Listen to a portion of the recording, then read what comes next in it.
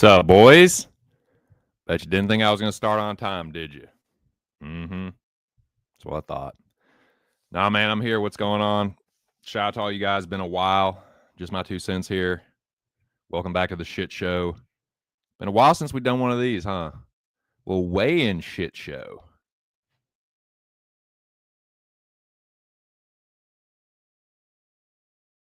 And I'm going to jot down the official weigh-in weights and how I think everybody looks, and we're just going to go from there. It's not going to be a super duper long show, about 2 hours. I have to be out of here at 12:30. So that is that. But yeah, we're back. Shout out to everyone that's been supporting this show or this version of the show for at least, can we say 6 months? Has it been 6 months? I don't know, man. But shout out to all you guys. Shout out to Pub Sports Radio. Shout out to the Dome. Shout out to the community at large, I guess. Hope y'all are doing well. It's Friday, man. I hope it's the start of y'all's weekend. I know some people have to work tomorrow, but I hope it's the end of the work week for you.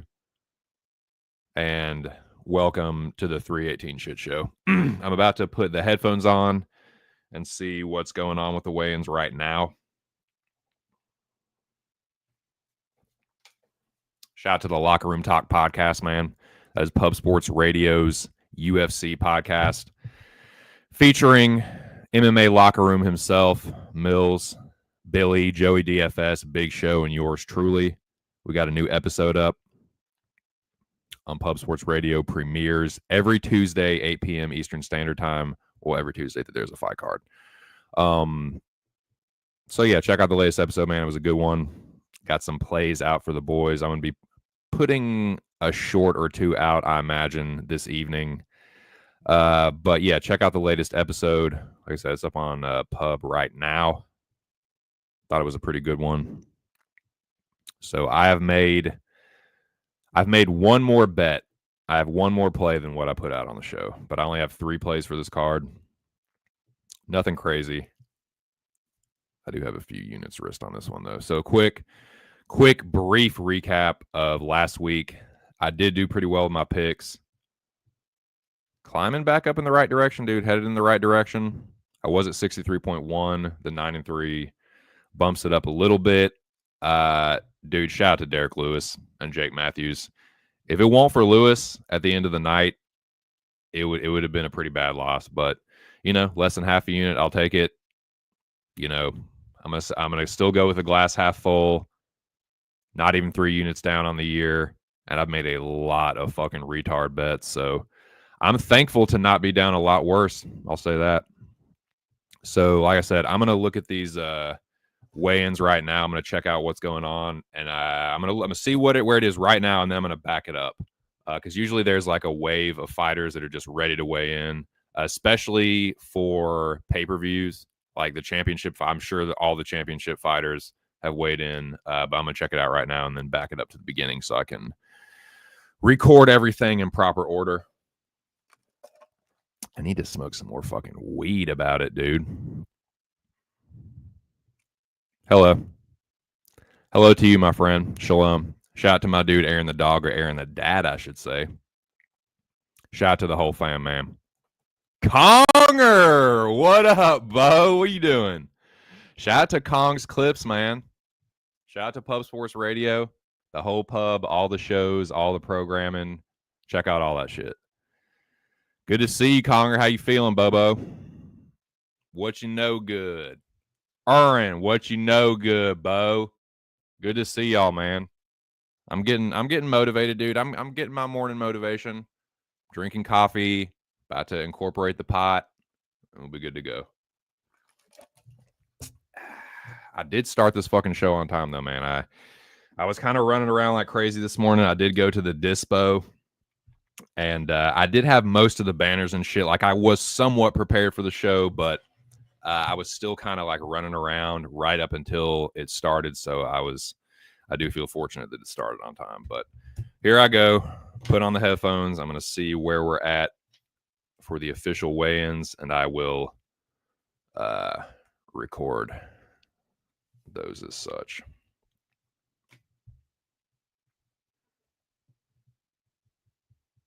I'm definitely gonna fucking stroke this Kringer one time. Got some Jack Herrera crossed with head mount. I guess they don't have an official name for that cross, but that's what it is. Jack Herrera and head mount. Jack mount. Herrera head. Something like that. Something like it. Cheers, boys. Happy Friday, TGIF, whatever the fuck. Big old pay-per-view going down in NOLA, one of my favorite cities in the whole wide world.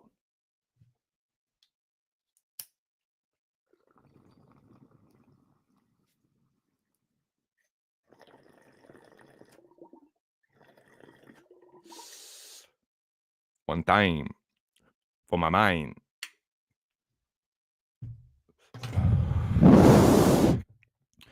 Woo, brother. These are the days. Those are the days right there that I do not miss working outside.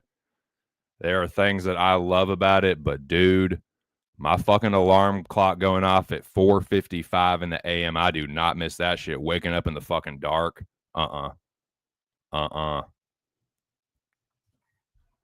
Godspeed. Shout out to all the working men like you, dude. Doing the Lord's work for real, man. Keeping this country running. Shout out to Kong's Clips. Everybody out there in this fucking heat, man. Hydrate, boys. Hydrate. Pre-hydrate in the evenings for the next day. How you doing, though, Kong? I'm glad you're fucking here, man. I'm glad you're still alive. 114 degrees. That is hot enough to fucking kill a man, dude. For real. For sure. Yep. Hey, don't. Yep. Yeah, for sure. Yeah, for sure. God bless America. Fuck, dude. Fuck, man. Keep that old box fan going. Jesus. Shout out to you, though, man. Cheers. I'm going to smoke another one just for you.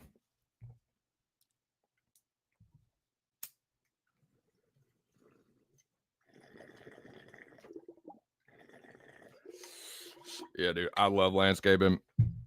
I'd still be doing it, but my back won't fucking let me. Not on a day-to-day basis. I drink 8 bottles of water a day, bro. Good. Good. Do that shit in the night, too.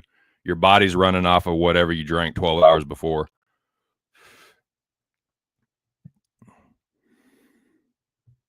For sure, dude. For sure, man. December 2027. Fight the good fight, Bo. Let's fucking go, man. That's the real countdown, dude. That's what's up. Hell yeah. Put a pin in it. December 27, man. All right. Here we go. Weigh-ins. Weigh-ins. I'm going to really, really try and drop the links at 11 because I got to be out of here by 12:30. It's a big pay-per-view, and I want to give everybody a chance to give their breakdowns and like final thoughts. Like the week's been building, and here we are. We're like on the eve of it. So yeah, people have had time to like let the fights marinate and seep in, and like I've definitely not changed my mind, but got like built more confidence toward a certain play, and I'm anxious to talk about it, and I want to let everybody else do that as well. So let me just actually do the thing I said I was going to do. Shut your mouth, Patrick, and take action. All right, here we go. Here we fucking go. UFC 318 official weigh-ins are taking place as we speak.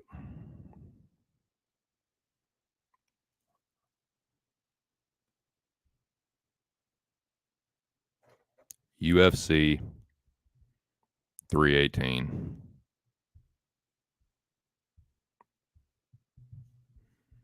Weigh in.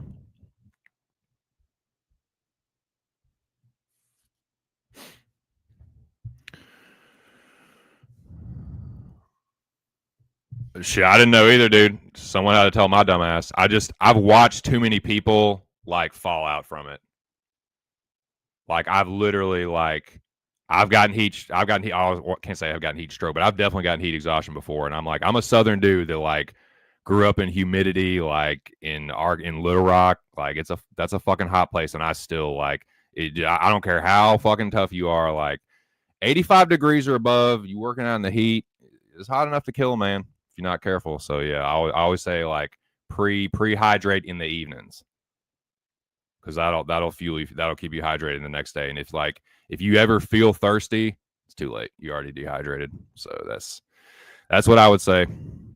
Try and avoid super duper ice cold water too, because your body's got to heat it up before it can use it. So I try and drink as close to room temperature water as I can, but I know sometimes you need that fucking cool like refreshment. I usually just dump that shit on my head though. Anyways, here we go. I think Brendan Allen just weighed in, but what I'm going to do, I said I was going to watch it live, but I'm going to back it up to the beginning and just record this first wave of fighters, because I have a feeling Max and Dusty, they're going to be right there ready to go. I bet they're the first couple fighters to weigh in, and I've not checked before. Conger says he likes Kopylov by decision. I think he could lay and pray or box and win a decision. I like the other side there, but I didn't have the stones to bet it. So yeah, it's kind of getting mushed too a little bit. So I stayed away, but I like Costa, but I'm also biased towards Costa too. Here we go. Shout out to you guys. So this is me backing up to watch the beginning of the weigh-ins and just kind of jot down the weight so far. And as we go along, I will give my picks and bets. I want to try and get all my shit out of the way as much as possible, all my like long takes and rants, so that when I drop the links, everyone that jumps on can kind of be their time as much as possible. So here we go. Yeah, why do they start these things 15 minutes before the weigh-in start, where they're just staring at the scales? They used to talk to you. It used to be like Morgan, and he'd be like interacting with the chat. Nah, nothing. Dead air. 15 minutes in, dead air. Bunch of fucking nerds mumbling in the background, dude. What the fuck?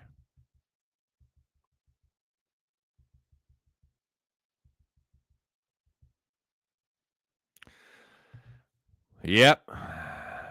DP with the shades on. You know what that means. You know what that fucking means. Him and Max are both going to look like hell. I can already guarantee you that.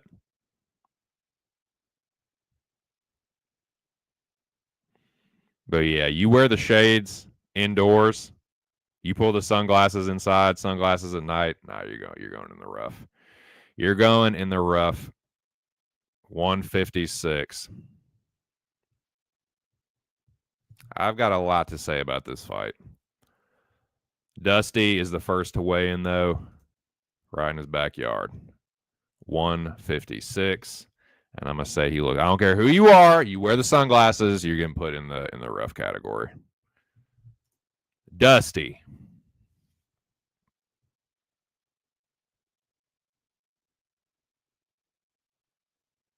Oh, it is not Max Holloway. Kev going to take the second spot. Yeah, Holland at welterweight. He don't fuck around. Kev is more serious at welterweight. You can see that he's more serious inherently by cutting the weight. He ain't fucking around. He ain't smiling. He ain't doing none of the quote unquote big mouth stuff. He's dialed in. I think he's gonna fuck D-Rod up.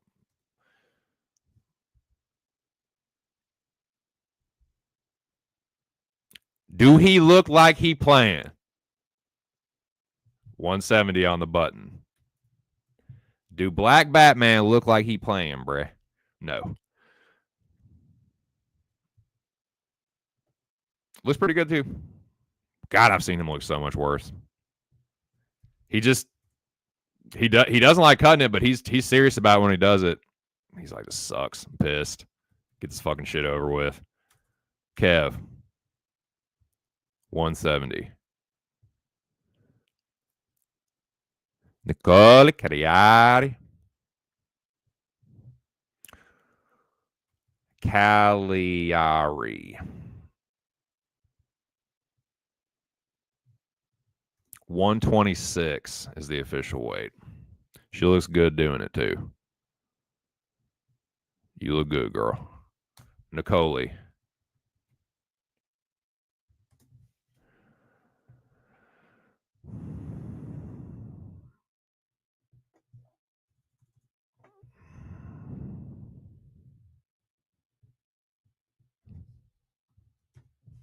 Here we go. Pretty boy. Yeah. Dulatov. Gucci. Versace. Hilfiger. Hell fuck yeah. Doing the real got Zoolander here, boys. The assassin model. 171. There you are.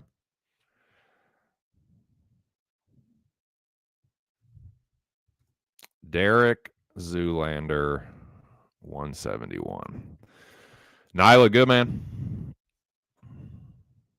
I need this commercial to be able to be skipped right now.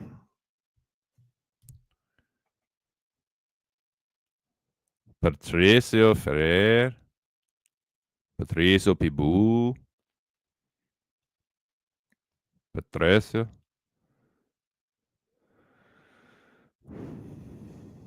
It was a ginger step onto the scales. But he looks pretty good. Pitbull 145 looks good. Pitbull 145 looks good. Sorry, I was just repeating that. So my short-term memory is atrocious. Pitbull 145.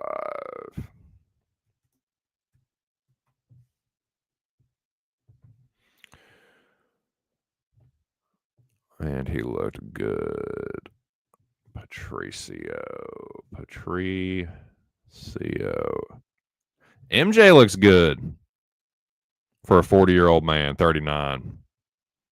He's getting put right in the sharp category. MJ. Dusty's nemesis. Arguably fucked Dusty up worse than anybody, except maybe my boy Gaethje. But, like I said, that's arguable. What was his weight again?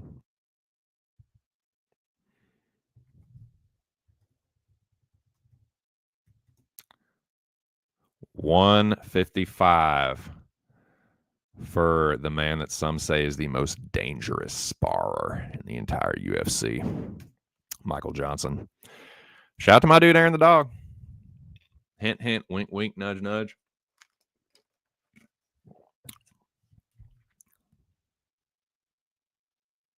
Jackson McVeigh, the debutante, the undefeated crusher of tomato cans.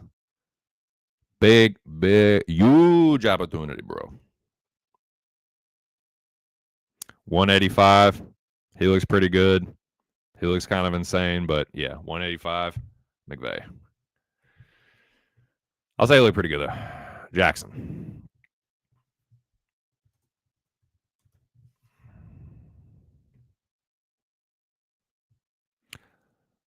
Here we go, Conger. Roman.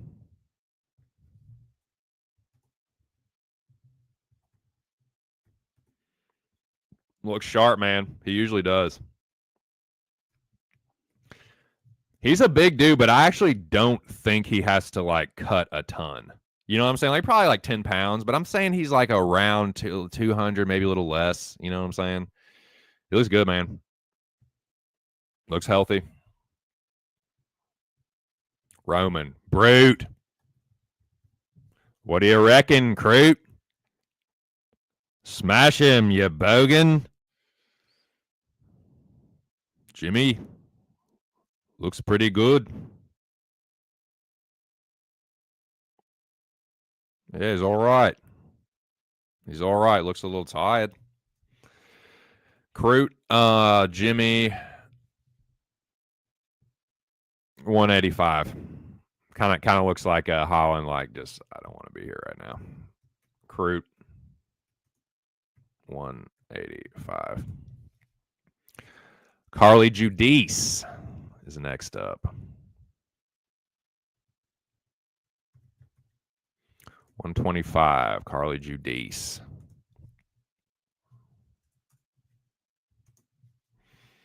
She looks pretty good. Carly.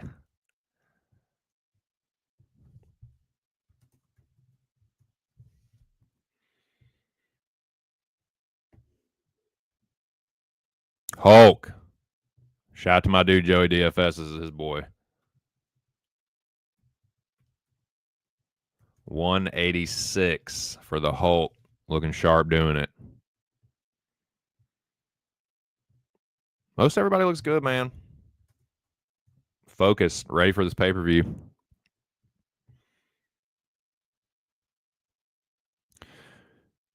I feel like this pay-per-view is like not the craziest name value, but I feel like there's going to be some exciting fights and some wild finishes. I hope I can kind of like speak that into existence in any case, but here we go. Vinicius Oliveira.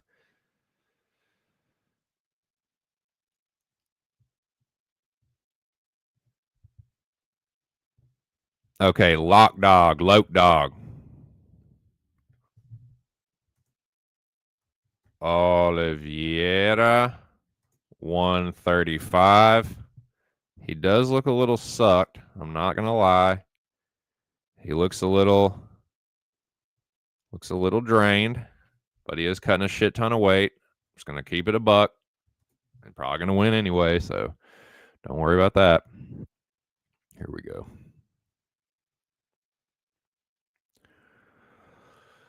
Gautier Atiba. Oh my God. Le shot.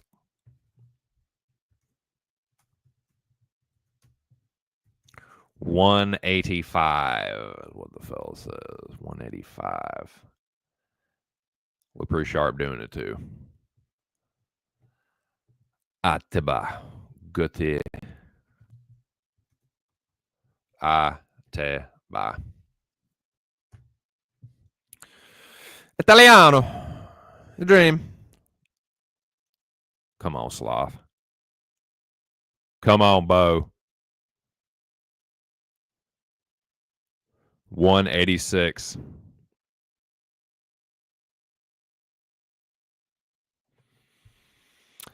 I've seen him look better.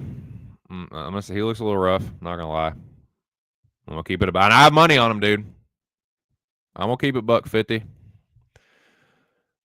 Marvin, but he did make the weight. Was it 185? Please. 186. Excuse me. Vittori.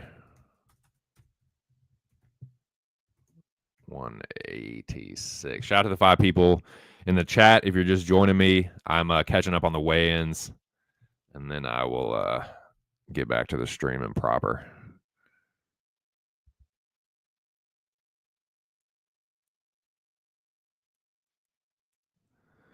Marcin looks good at 205. Pratch, Neo, whatever. 205. Looks healthy.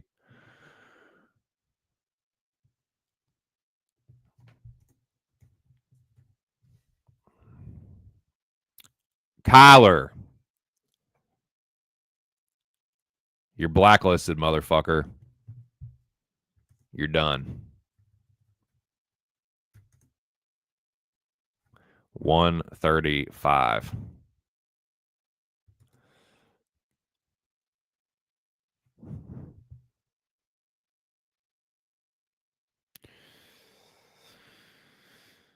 He does look a little sucked. For sure. Can't say he looks great. Again, I didn't think his opponent looked great either, so.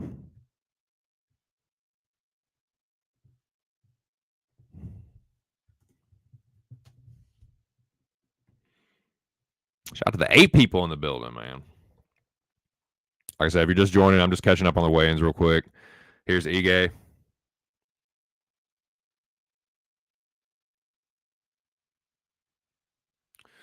Dan Ige, 145, looks pretty good.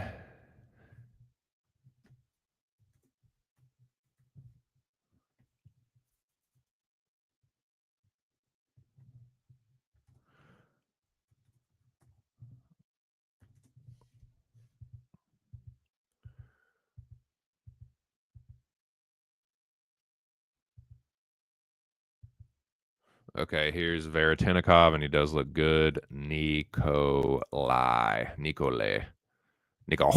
Veritenikov.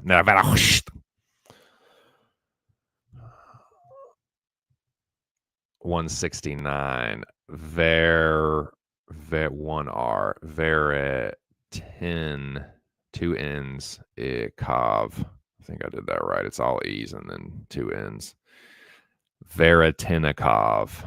169. He looks good, man. But he's an old ass bitch. He's going to get fucked up by Francisco Prado. He better. Nah, he looks sharp on the scales, though. On some real shit.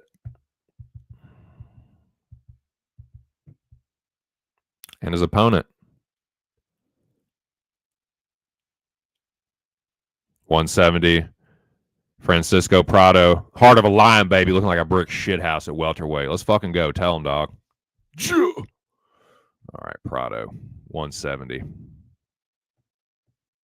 23-year-old killing machine. One ever improving. Not this fucking Russian guy. Old. Slow. No, he's not. He's a good striker, but I'm just, like I said, I'm just trying to will into existence. Let's see. Prado 169. Again, he's already had a fight at welterweight against a better fighter, so I think he'll be all right. It's not like he got fucked up by Jake Matthews. It's like he just got a little like vet lessened, and Matthews looking good lately, babe. Veretinikov is, he is what he is. Yeah. Zellhuber. Zellhuber looks good, man.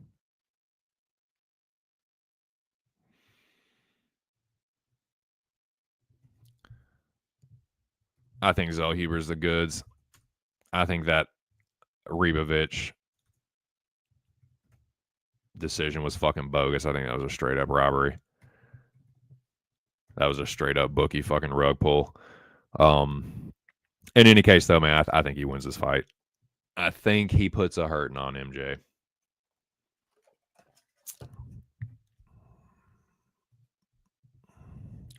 Daniel, my brother, you are older than me. Do you still feel the pain? A sky that won't heal, your eyes have died.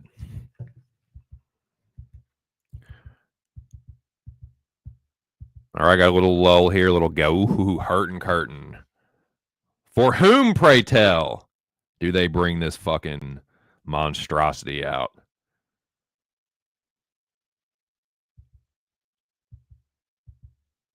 To wit,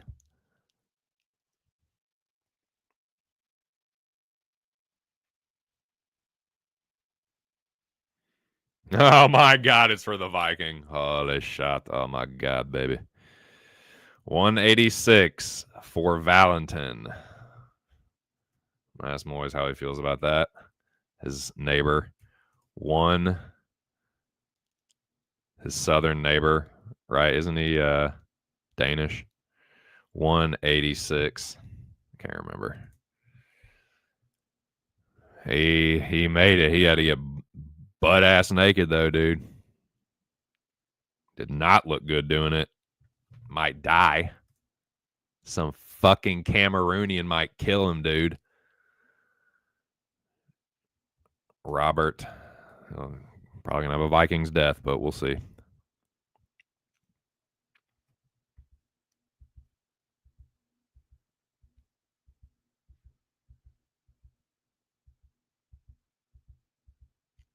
God, don't everybody leave at once, dude. Fuck y'all. I'm gonna end this fucking stream, dude. It's a fucking bullshit, dude. Okay, got a little lull in the action. Like I said, there's usually a wave of fighters that are just ready to go. And then some they're still cutting. Some they're just taking their sweet ass time, sauntering around, talking to people in the back. They need to get their fucking asses up here way in. Okay, here we go. Lucas Bresky.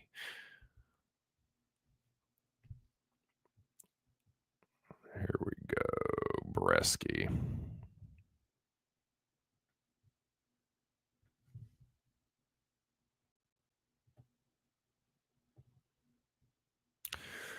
I see y'all in there, man. I'm gonna catch up on the comments here in a second. I just want to record the record everyone that's weighed in so far, and I'm obviously scrubbing through it when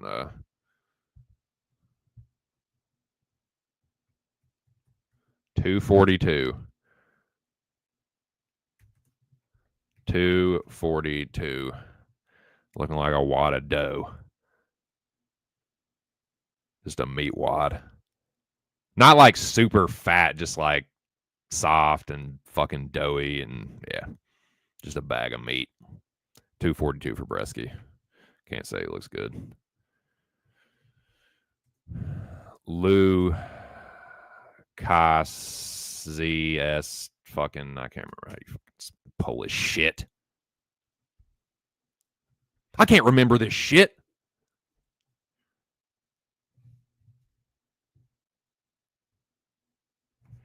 All right, here we go. There we go. My boy. With the shades on, unfortunately, and I figured he would. The best is blessed, and your main event is now official. Let's fucking go. Max ain't fucking playing, dude.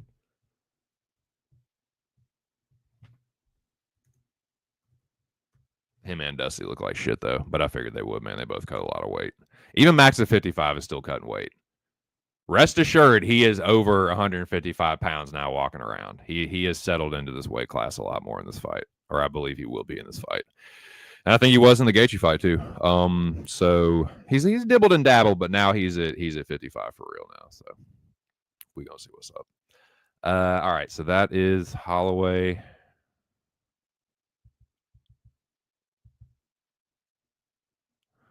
$155.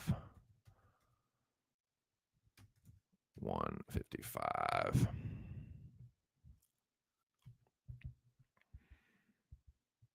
He is the reigning defending bad motherfucker, and we will go over the path of the BMF, how that has traversed through time and space in the UFC. D-Rod is up next. Rodriguez.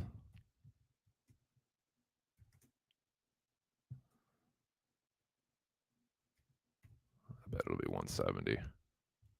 Yep.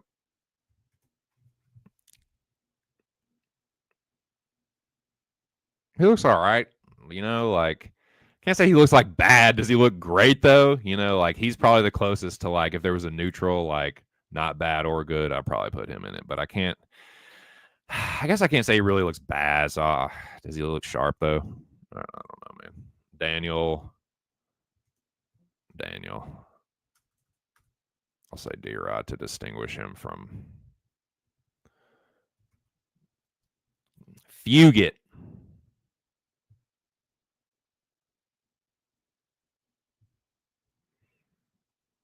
God, Adam Fugit looks crazy, dude. He looks like fucking Jeffrey Dahmer or something, dude. He looks really fucking weird and creepy today on the scales. 170. Like, I'm not saying he's a serial killer. I'm just saying he kind of looks like Jeffrey Dahmer there, and like, dude, the hair and the stash ain't helping, dude. He looks crazy. 171, and he looks rough. He might be him or Dusty. I'd say physically have looked the worst so far. Adam. All right, almost there, boys. Almost all the way caught up.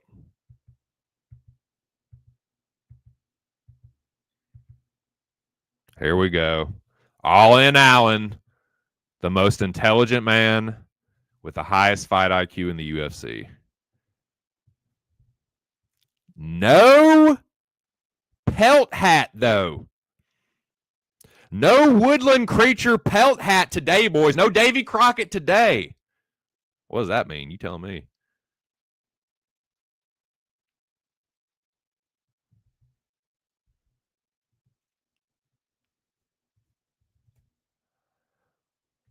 $185.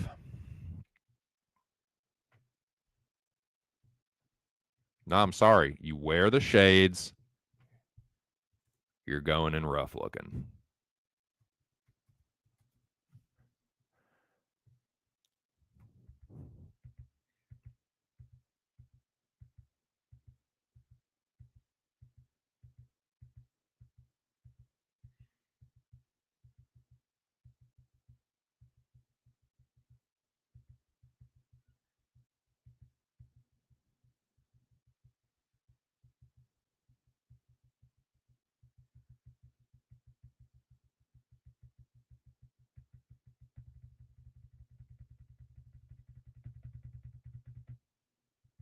Okay, here we go. Almost missed Span.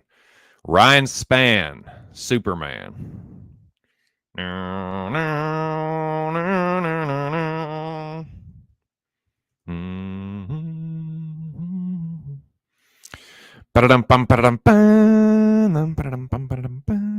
Span is, what is Kal-El going to weigh in at? 252 for Superman Span. But you wore the shades. You wore the fucking shades, dude. Ryan. I was going to put Superman, but you're Ryan because you wore the shades.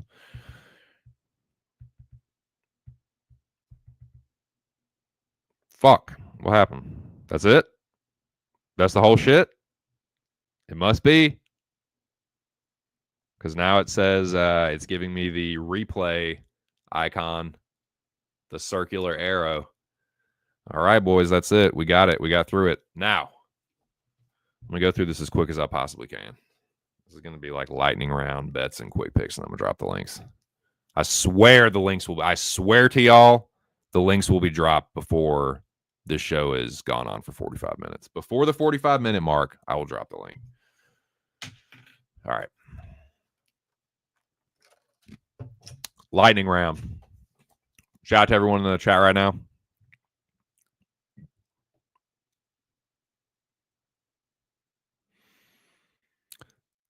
Zell Huber by decision. All right. Kong's POD smash play is Ateba and Loke Dog money line for just under even money.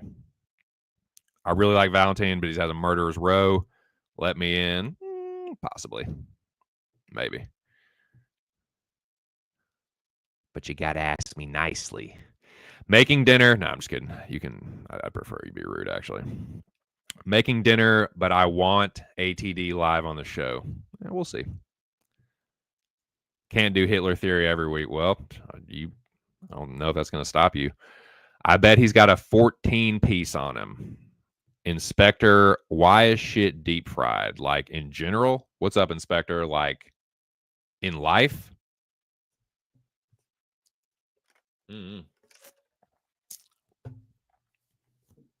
I like fried catfish. That's what I know. All right.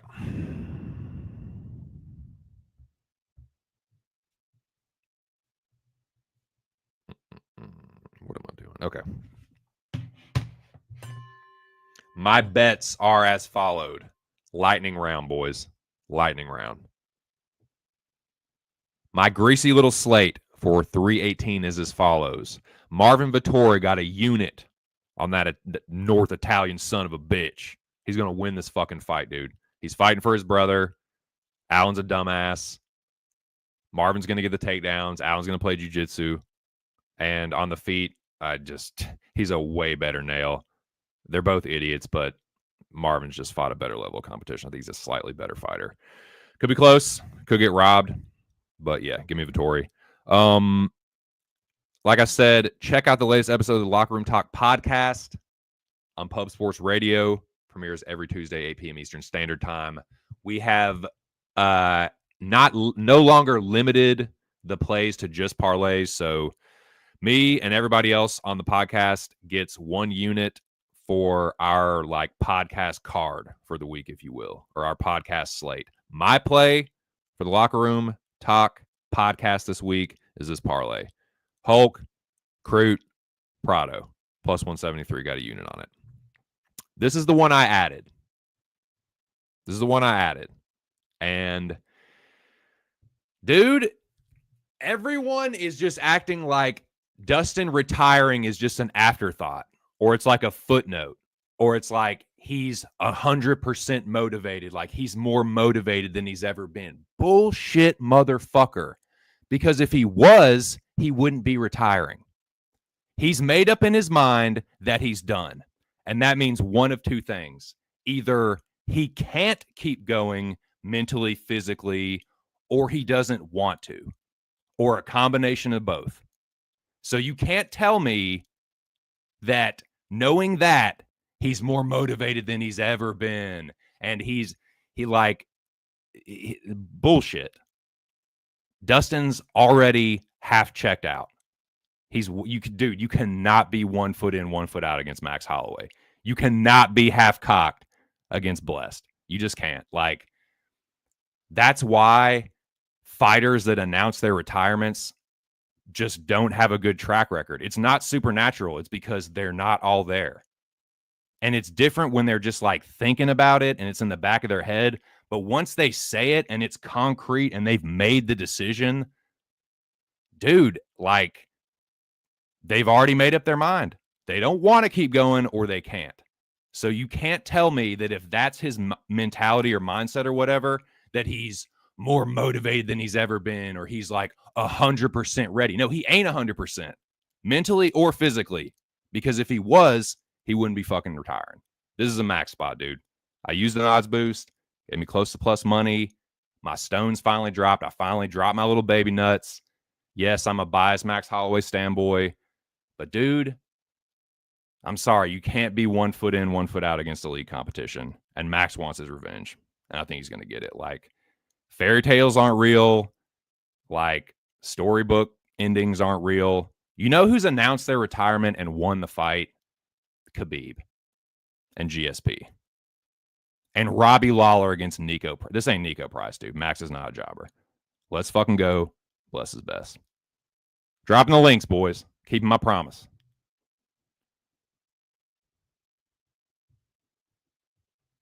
I'm telling you, dude, Dustin is the sucker's bet of the week. How many times is Dustin going to have to tell y'all that he hurts all the time and he don't want to do it or he can't? I'm not telling people, I'm not trying to talk people out of betting Dustin. Do what you feel is right. And I will always be forthright about my Max Holloway bias. But dude, you can't tell me Dusty has more in the tank. You can't tell me he's more motivated than he's ever been. And you can't tell me he's 100%. Because if any of that was true, he wouldn't have said, this is it, I'm done. That's where my head's at. I'm dropping the links.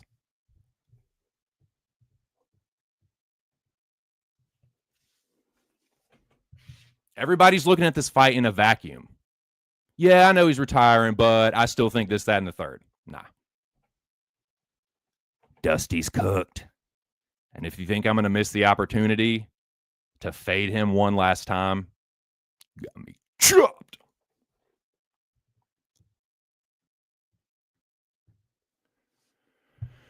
Oh, I'm fucking worked up for this fight, boys. I'm nervous for this fight.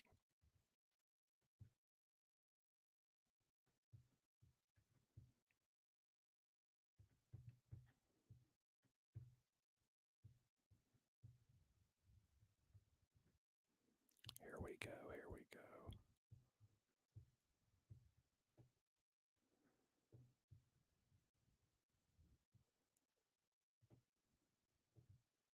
Here you go, Moiz.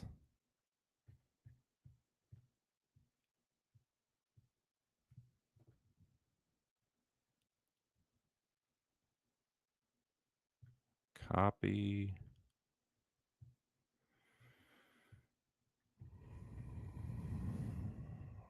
Paste. There you go. Promise kept. Link dropped before 45 minutes in.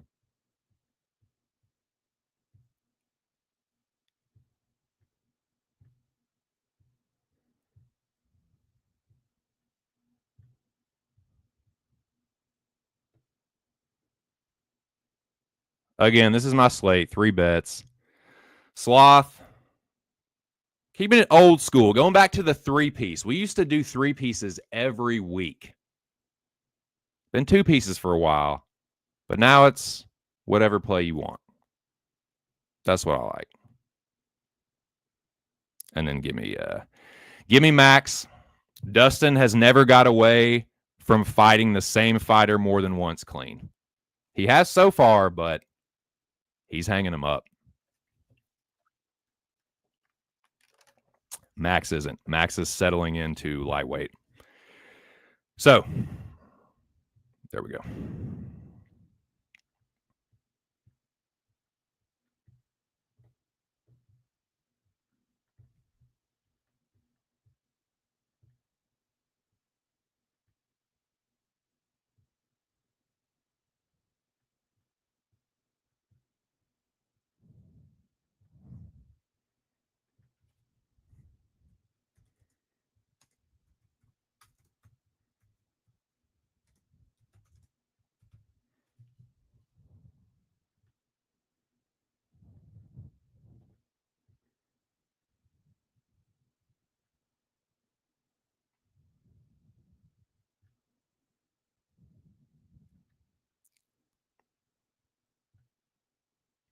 Okay, Moiz says he is preoccupied right now. So let me drop the link in the Dome. Shout out to the Dome. It is still the greatest group chat in the world.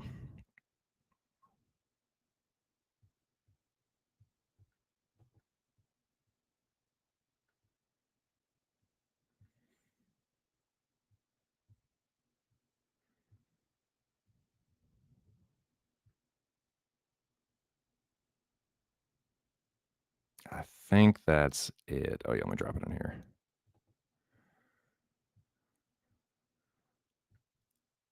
Okay, all the links have been sent. Appreciate it, Conger.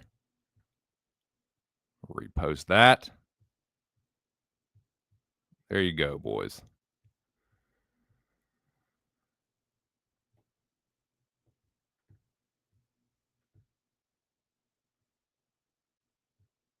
No sweat, no rush. I don't know if he's going to... What's up, AJ? I don't know if he's going to get head kicked again. I just think Max is going to beat the shit out of him.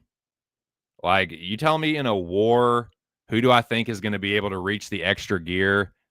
The guy that says he's done and is retiring and is like, you know, doesn't want to fight anymore, or the guy that's like just settling into lightweight, 3 years younger and highly motivated for some get back? Yeah. Give me that guy. Give me the latter.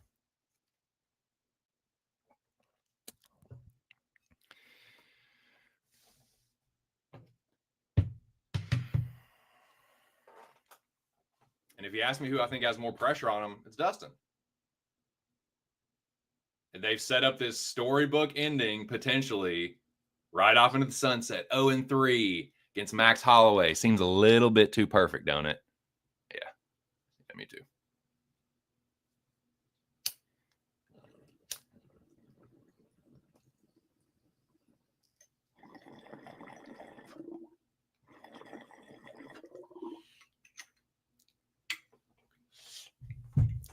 All right.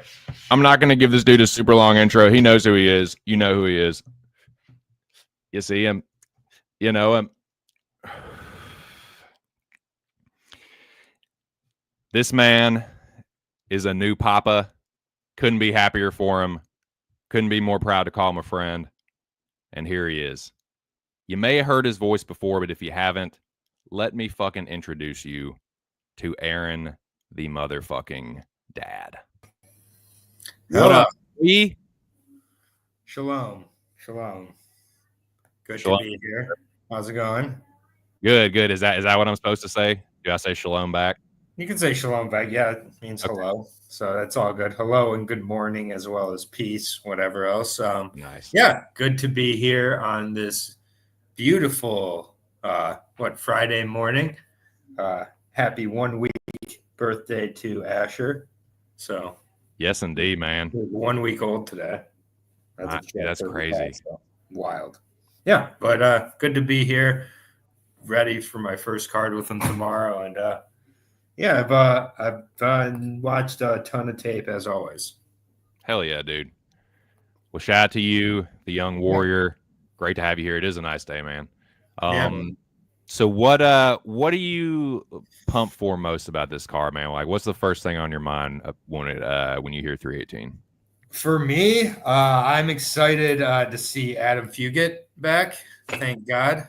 Um, we like Adam Fugit's just been out too long for me. It's just what the world's been missing. Yeah, I mean, he's 36 now, so I feel like he's hitting his prime. And coming off of that split decision cracker over a year ago on my birthday against Josh Quinlan, who when's Josh Quinlan back? I don't know, man. 6-4, Josh Quinlan. So yeah, I mean, there's just what's not to like. Oh, it turns out Josh Quinlan lost in Fury to Sam Kilmer. Did you know that? Okay. No, dude, I did not. Last November, he got choked out by Sam Kilmer. Whoa, I didn't know that Josh Quinlan got cut. Wow, UFC and their standards. But all seriousness, I think the card's like okay. Like the prelims seem to be set up with a lot of showcase fights. If you're asking, if Indeed. for me, I think that I know that Moiz really like. We'll talk about it, but I'm excited for Jackson McVeigh against Bruno Ferreira. That this might be a spot where Jackson gets completely obliterated, but I also think it's a decent spot for him to get a win. I just don't like that he's cut weight like 4 times in the last month, and he's a big Right. guy. Yeah. Other than that, I mean, like we have Nikolai Veretennikov on a UFC pay-per-view card. What are we doing? Yeah, Vinicius Oliveira and Kyler Phillips, I think, is a good fight from the prelims. For sure, dude. The There's rest some of the prelims are just going to be highlights that they can add to YouTube so they can have finishes. They want finishes right now, and I think there's going to be a lot of finishes on the prelims before the last 2. I kind of agree with you. And I'm glad that you brought up the saying the showcase fights. Is it just me, or does it seem like some of the bout placement is a little weird? Like some fights could be like higher up on the card. I mean, I'm not sure. So, what fight particularly could be higher up? I Vittori. felt like Vittori Allen could be on the main card. Yeah, but what? So, what are you putting? Michael Johnson, Zellhuber? Eventually sell Zellhuber as a star that we've been told for like the last 4 years he's going to be. Eventually, you have to push him as that. So I feel like that's what Zellhuber, Michael Johnson is. Michael Johnson getting that KO. Like I've been joking about betting on Michael Johnson. I'm not going to do it, but like it's like Michael Johnson has name value somehow still at 23-19 because he knocked out the Potato Brothers' brother. Right. Like, and it's just like, and then Kevin Holland and Daniel Rodriguez, that should be on the prelims. That should I guess that's the one that I think can maybe be switched out. But I'm just asking the question out loud. You said showcase, and like I mean, but I think now that I'm thinking about it, like yeah, maybe you want like a fight like that on the prelims where it's like that kind of has people motivated in the prelims. Yeah, because you can say 2 top 10 middleweights. It's on the commercials, like fights like. Those are going to be talking about the entire prelims. These 2 fights should be on the main card, but we're showing on the prelim. So it's the whole like selling false goods kind of. Right. Yeah. This card is so stacked. Yeah. Michael Johnson has earned his way back at 39 years old to the pay-per-view main card by beating Darius Flowers by decision and Ottoman Azatar in the second round by KO. Yeah. Like, potato sack. Oh, potato sack. It's just like, let's go through Michael Johnson's last. Michael Johnson's last 5 wins.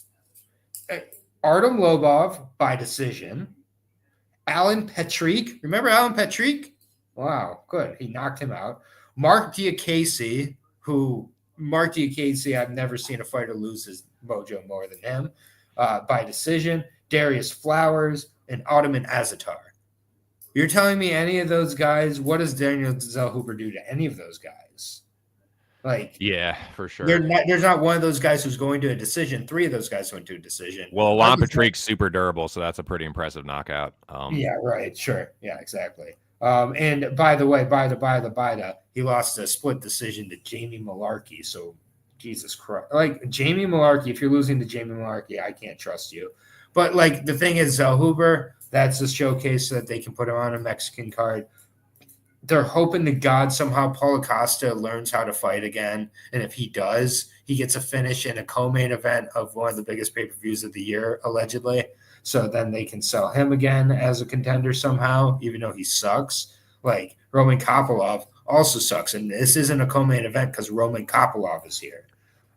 Kevin Holland, I don't know what we're doing. I guess we're going to pretend Kevin Holland's good again because he's going to knock out a bunch of senior citizens.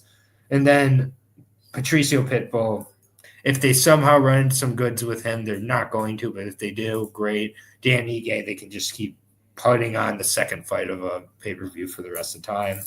And then, yeah, Dustin and Holloway, that's a great fight, like always. And I don't think that it's this slam dunk that Poirier is retiring, so he's out. I think he might be a rare occurrence of a fighter like choosing to retire at the right time. So I do think that he could very well win against Holloway. I'm just interested to see how hard both guys go in this fight. For sure. That's my full 318 breakdown. Moiz is here. I do that. Great breakdown. What up, Moiz? My favorite Norwegian Pakistani is in the building. How are you today? Good Friday to you. Hello. Yeah, I have a fan on. Can you hear it? Yes, I can hear you. I cannot hear the fan. Okay, then that's okay. And big congratulations to Aaron, the daddy. Thank you, Moiz. Thank you, Papa Moiz. Oh yeah. How's the sleep schedule? It's a blessing. It's a blessing. I've been able to watch almost the entire season of Dan Dan, which is a crazy ass anime. So I haven't really gotten into anime much, but Dan Dan on Netflix if you're looking for something. Right. Yeah. But the sleep schedule is fine. I'm really excited to watch this card tomorrow with my son, Asher. So yeah, it's Asher. Yeah. Asher Scott. Yep, he's in the house. So I'm really glad he was born. Name. Yeah, he's got. Yeah, we named him well, and he's a giant. He's 95th percentile of height, so he's going to be 2 cents apparently. Apparently, 2 cents slept with my wife. I'm just kidding. Was he born a couple of days after schedule, or he was born on his birthday due date of July 11th? So yeah, but was he born at schedule delivery or above, like 1, 2, 3 days later than schedule? He was on literally on schedule. Oh, okay, that is great. Yeah. So he was due on the 11th, and he was born on the 11th at 12:35. So yeah, then everything went well. Yeah, everything's going very, very well. He was born before Jackson McVeigh's UFC debut, which means a lot to me. So yeah, that's his favorite fighter. And I have real quick, and we'll get back to the fights. Great positive memory to start his life with. Yes. 7-0 Jackson McVeigh. Watch out, everybody. 4 movies he's watched so far in his young life. We did start with a acquired stream of the new Superman, which was decent. Then we moved on to I had to show him Ash with Evil Dead, so we went with the Evil Dead. He enjoyed that much more. Nice. Yep. Then we entered some Italian with a giallo film, The Curse of the Bloody Iris. He was kind of bored for that. And then we did watch K-pop Demon Hunters on Netflix. He liked that one the most. So. Oh my God, dude! My niece was that's so funny you say that. Like my whole family was up here this past weekend, and like that was the first thing when we sat down to watch TV. That's the first thing my niece said was like K-pop Demon Hunter. I was like, what, dude? Like you talking about demon, like that anime on like that super like crazy anime, like yeah. Can confirm it was great. Yeah, but good shit. I'm enjoying it. So back to the card. Sorry, everybody. But yeah. Sorry for what, dude? It's good shit. I enjoy being a father and greatly, and the fact that I'm able to just be on the stream right now lets you know how it's going. It's going, couldn't be going better. Fuck yeah, that's really awesome, man. Well, Moiz, how are you feeling about this card? I'm not going to do the 3-4 part question thing, but I just asked Aaron, like, what's the first thing on your mind when you hear Well, for entertainment tomorrow, it's it's PFL Africa, actually. If you want entertainment, if you want the memes and the good stuff, it's PFL. About UFC 380, solid C. A solid C. Right on. I don't necessarily disagree on paper. I just think it's got potential to have some good fights and stuff. But we got a solid 3-man panel here, and we will just kick things right off, boys. We're gonna run through this card. Do I see somebody? Oh, holy shit! I see a. Do I see? Is there a goat sighting? Is there a GOAT sighting? I think there might be. I mean, he's adjusting his camera. Don't want to spoil things. Do we got something? There's no. I see a blank avatar and no name, but I seen it. Yeah, there he is. There he is. All right, hold up. Here he is. This man has been called the GOAT. I call him personally William Brizzle. A lot of people know him by Billy Briz, but here he is. What up, Billy? I just wanted to support the stream. Welcome dude, back. It, just man. My 2 cents on a motherfucking pay-per-view. Aaron's a fucking dad, and Woo! Moiz has a Clint emoji. It's like, what did I miss? Not a damn thing. Cliff! Hold on, not to be outdone. Hold on, Billy. I definitely want to get your opening takes and shit on this card. I'm gonna go ahead and let Joey in here, but so Billy, before I introduce Joey or whatever, you hear 318. What's the first thing on your mind, brother?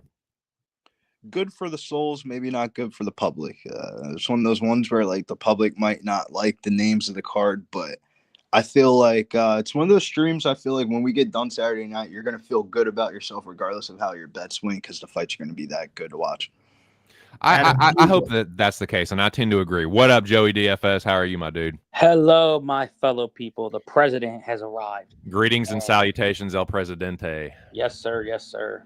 I love you, Joey. I love you too, Moiz. As the song goes, it's been a while.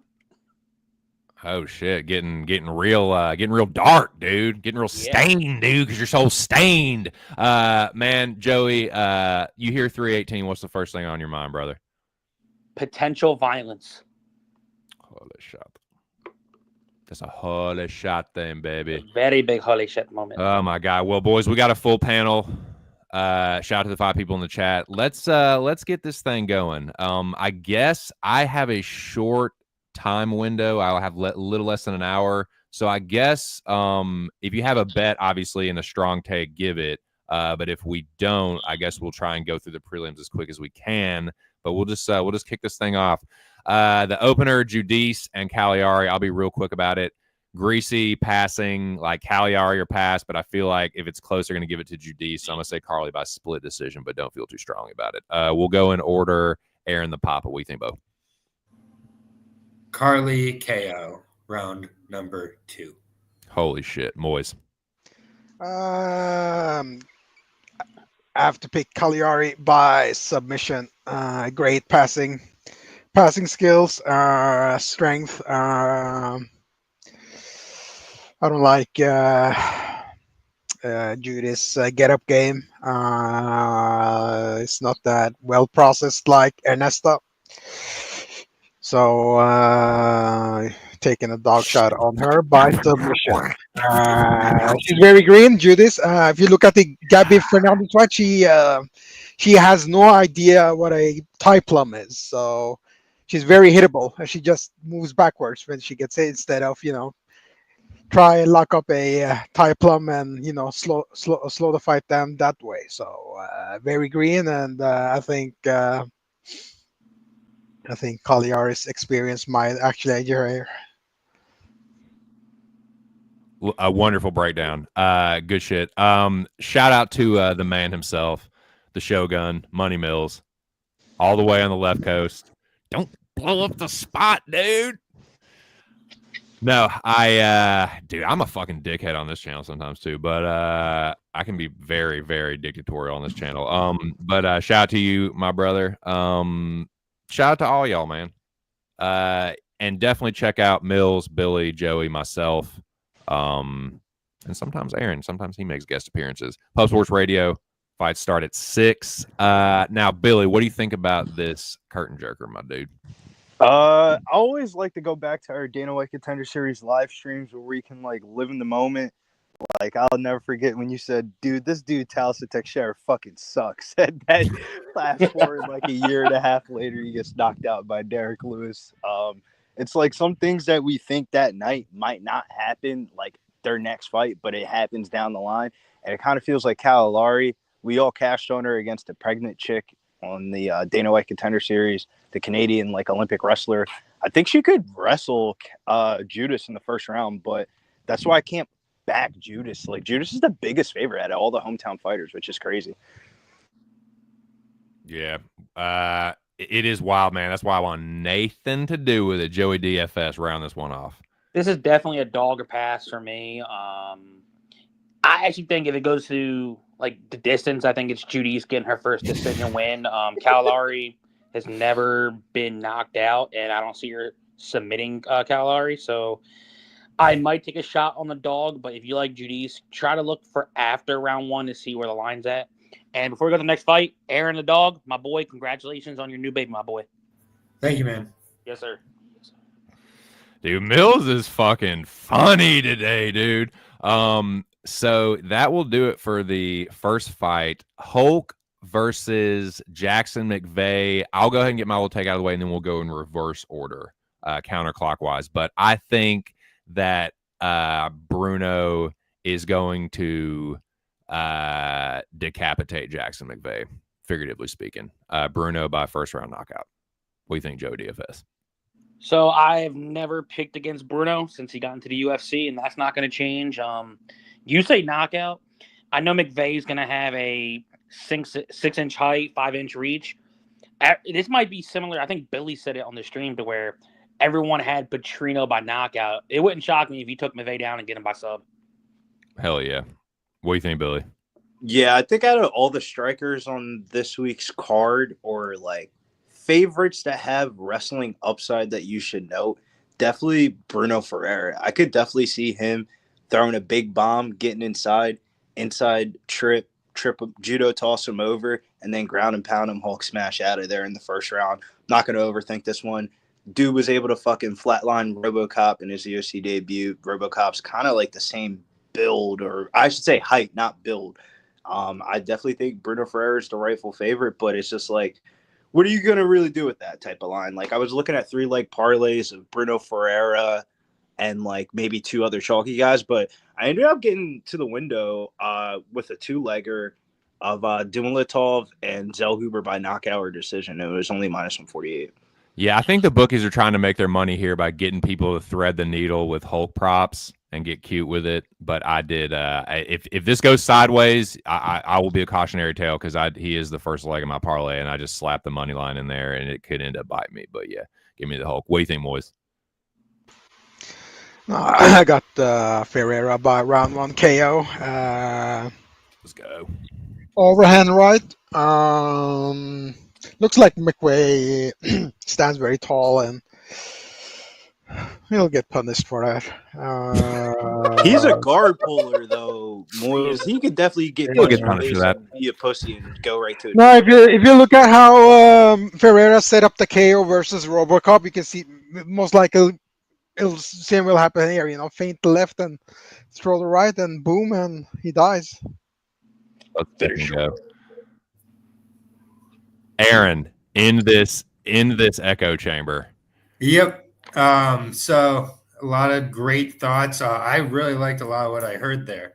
Bruno, please follow him down to the ground. Wrestle. You will dominate the ground. You have nothing to worry about from McVeigh. No triangles, definitely not at all. So I've got Jackson McVeigh by submission. And it's if he can survive that early storm, especially because I think a tired Bruno will go to that wrestling and judo, and I think Jackson will willingly go down there. If he can get anything from his back, we'll see. I also think that he could kind of tempt Bruno into the clinch a little bit here, and he's got some good elbows and knees as well. The thing with McVeigh is he's never had adversity other than his Wes Schultz fight, which losing to Wes Schultz is not anything like I'm going to freak out about as an amateur, especially. Wes Schultz is very good. Probably will be on the Contender Series eventually, which doesn't say much. But I don't like that Jackson McVeigh's cut weight 3 times in like 6 weeks. He's a big ass dude. He probably is here a little sooner than he should be, but I think there's a reason he is here as well. Yeah, he could go out there and get KO'd. That would not surprise me at all. He could go out there and get kind of controlled on the ground by Bruno, who's really strong. That would not surprise me either. He could knock out Bruno. He could submit him. I'd be surprised to see anything other than a finish from McVeigh's side, but I do think he's got a chance here. So I'm not about to dip on my boy Jackson McVeigh now. So Asher's ready to see Jackson McVeigh's UFC win, not just debut here. So give me him by submission, triangle choke. See, this is why we're friends, because you hate everything that I love. Yep. So yeah, awesome. Well, I wish you the best of luck, and you have the extra motivation as a dad, so you're going to be extra dangerous this week with your plays. So yeah, everybody proceed with caution. Aaron, the dad, is. I did bet it though. I did bet the money line because at this point I did, or inside the distance, I should say, because that is his money line. God, Are you backing Mills Kyler was right this week, Aaron? Because he's a new dad. I'll get to that when we get to that fight. I'm a professional, Billy. Yeah. Don't fucking. No, I'm not bad. No, y'all don't listen to that. Not backing Don't let him convince you that. No, but no, in all seriousness, no, who we got? I think we covered that one. Superman Span and Lucas Dresky, however the fuck you pronounce that Polish fucking name. Yeah, I think Superman Span detonates a tactical nuke. I think the red son of Krypton gives him the power here, and he just fucking torches him. Bresky can't really take a punch that well, and I think Span just a little bit better. But yeah, I'm not betting Ryan Span. I believe he is blacklisted as well, along with Kyler Phillips' fucking dumbass. So yeah, give me Superman Span though, first round knockout, maybe club and sub. Aaron.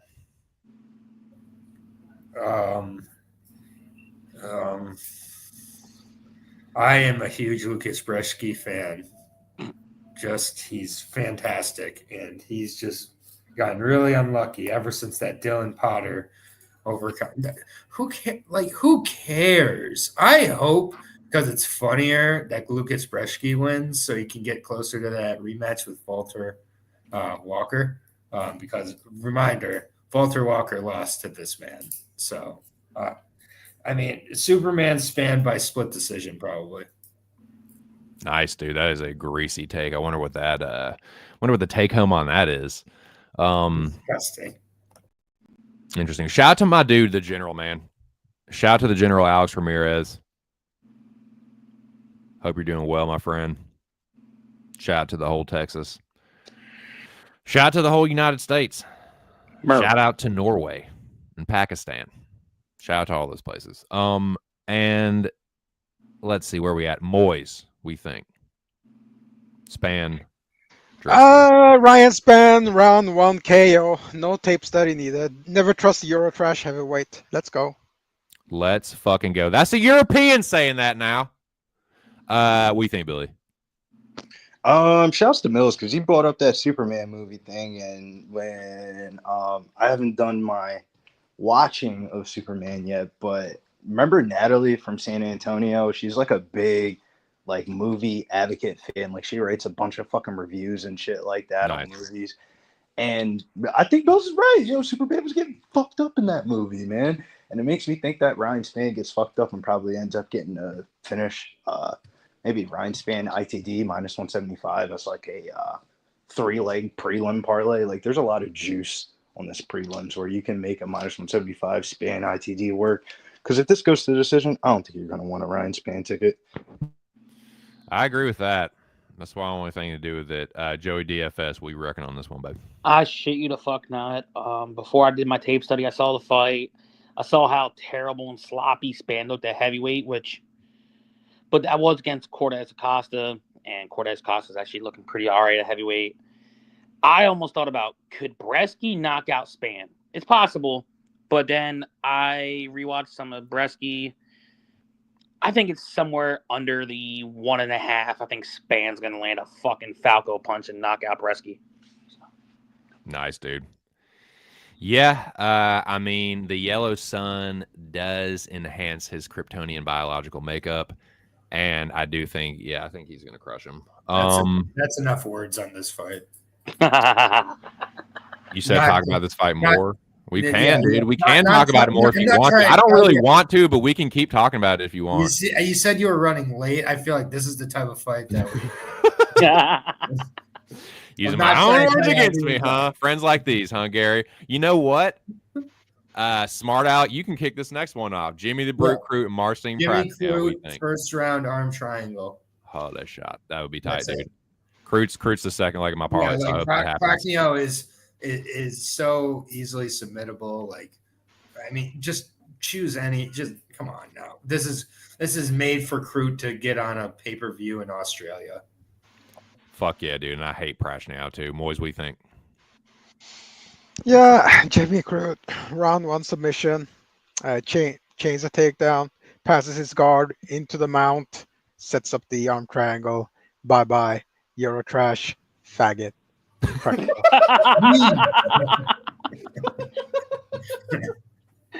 Good luck following that one, Billy, but give you your best swing.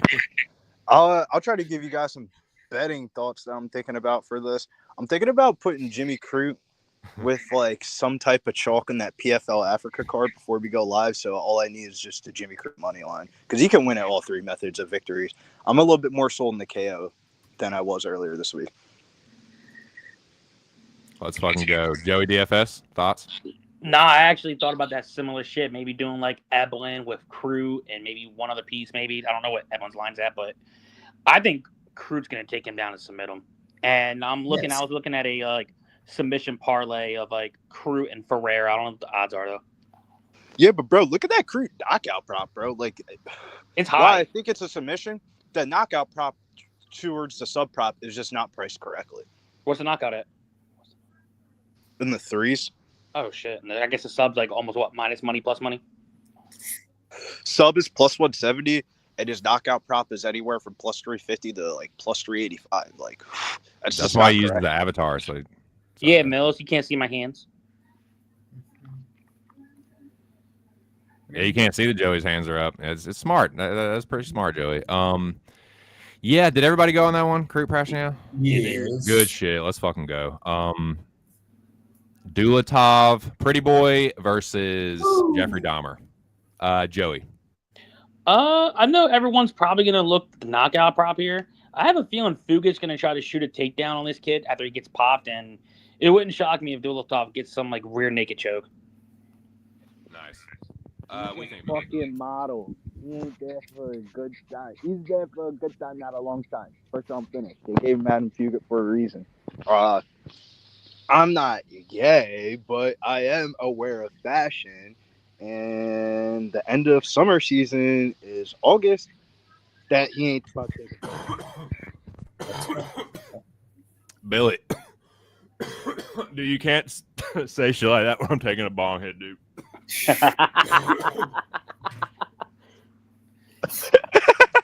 I almost died right there. Flip that. That was insane. I'm not gay, but I do know about fashion. That was awesome. Shit. Moiz, what do you think? Try and follow that one, dumbass. Yeah.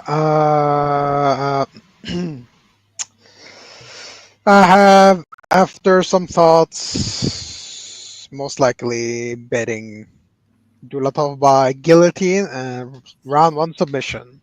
I love you, Moiz. I love you, Joey. Yay! We're so gay, and we don't even like boys. No.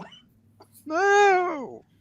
The reason is simple. Adam can't strike with this guy because he's so violent on the feet. So he'll try and clinch up and try and take him down, and he's gonna lock up a front choke of some sort and choke him out with those long arms.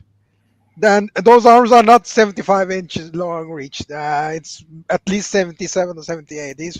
Dulatov is fucking around with his physical attributes. I agree, dude. It's not the weight cutting he's doing is not healthy. What do you think, Aaron the Papa Bear? Let's make it an over 1.5. But I do think Dulatov finds a finish. I think it got extended here, though. Fuget's been in there with some very dangerous fellas, and that's fucking interesting, man. Got smoked. What's the odds on that one? I don't have them in front of me, but they gotta be plus money. Joey DFS, is there any way you can look that up, my brother? I will do that right now, my friend. Yeah. Thank you kindly. I just think Fuget's been in there with a lot of dangerous guys. He does have some ways he can win. He has some decent kickboxing. He could connect with Dulatov and knock him out, especially later if Dulatov kind of gasses out early, expecting that first round kind of finish type of thing. So I do like Fuget. I know I made fun of him at the beginning, but again, he's been there with like dangerous finishers and extended them. He's gotten finished at times, but yeah, if over 1.5 is where I'd go in this at plus money. Yep. That Josh Quinlan fight was legit. I remember everybody thought Quinlan was going to knock him out, and he did not. I did not think that. Everybody thought Kinoshita was going to knock him out. Back when he fought Kinoshita was a guy. Like now, it's like you laugh about Kinoshita. He's a meme. And when he fought Fuget, Chinese Connor. When he fought Fuget was not supposed to win that fight. When he fought Mallet was not supposed to get out of round 1. When he fought Michael Morales, he was not supposed to get to round 3. Like Michael Morales getting to round 3, you're not a joke, period.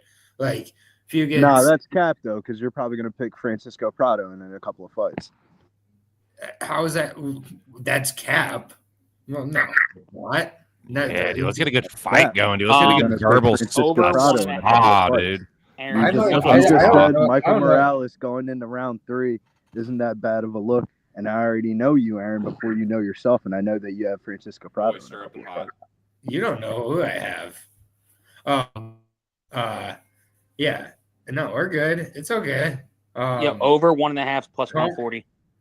Plus 140. I like. Yeah, that's a real convenient fucking excuse, dude. Throw your wonderful wife right in front of that bus, dude. God, dude. Tuck your change in, boys. White Debo's here. Fucking cyberbully alert. What up? Plus 146. I would imagine go ahead. Just to start round 2's got to be plus money. Yeah, probably. What does Prado even have to do with Michael Morales? I'm confused. I'm saying that you said that he went to a third round, meaning Adam Fuget as him.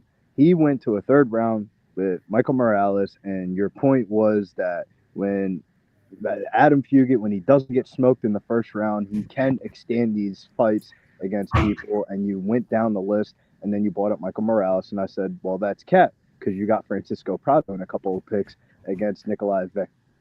I bet you know exactly what I'm talking about. Ventrikanonov. Yeah, sure. Yeah. And I haven't even talked to you in God knows how long, and I already know you got Francisco Prado over Nikolai. I mean, I have everybody over Nikolai, though. That's not fair.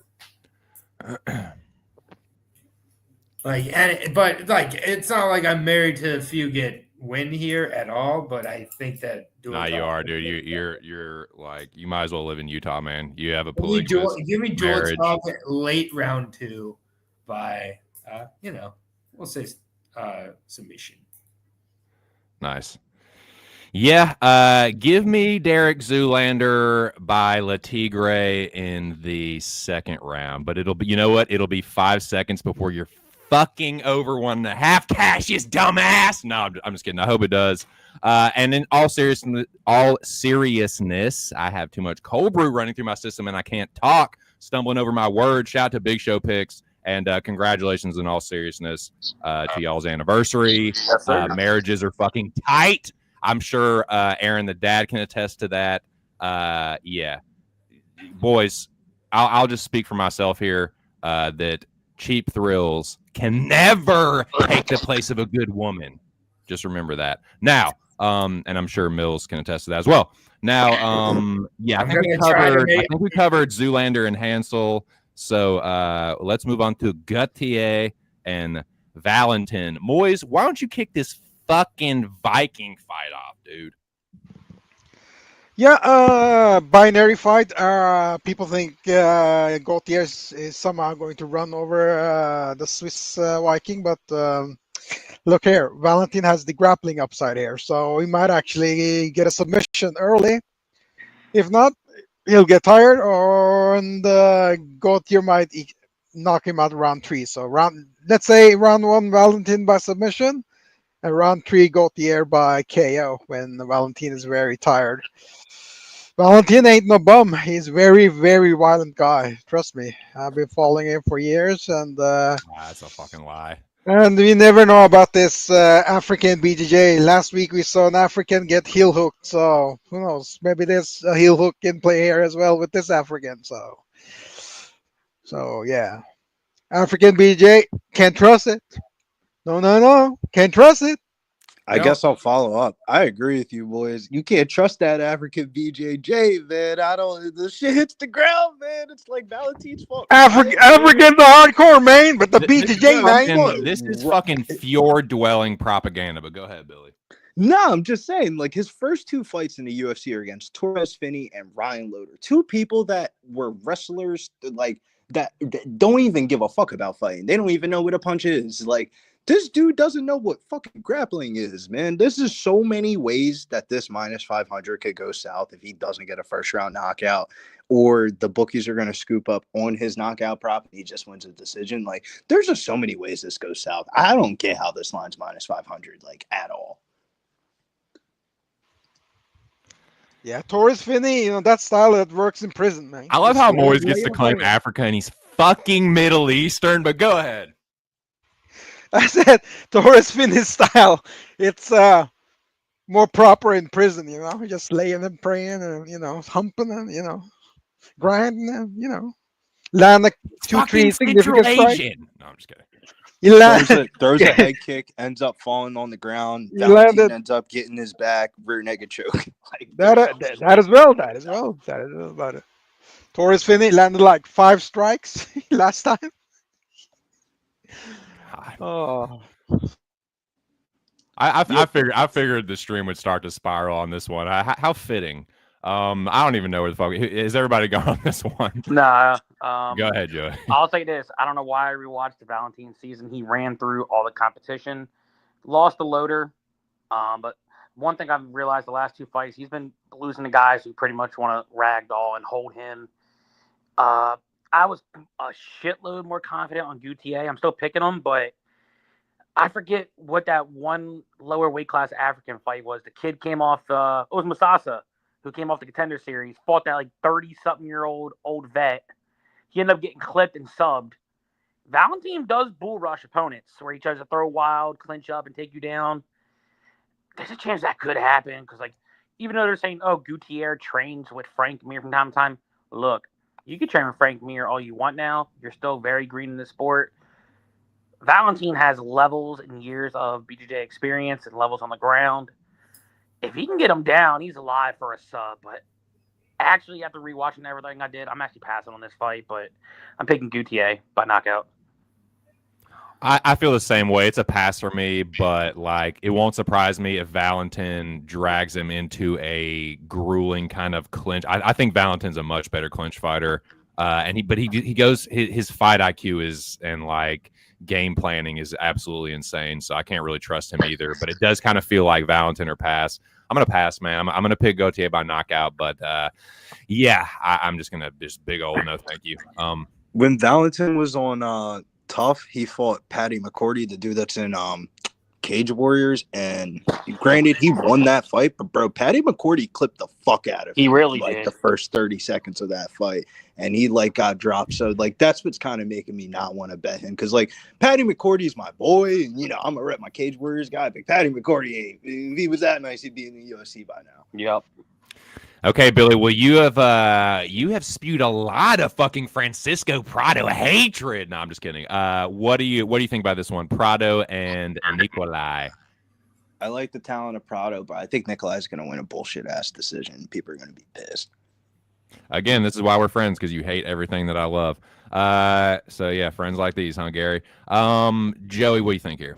I'm leaning Prado, but I still think Prado belongs at 155. I don't think he's a true 170 or unless Prado tries to do something similar to what Vanderford did, which that was absolute some of the easiest money me and Billy bet on.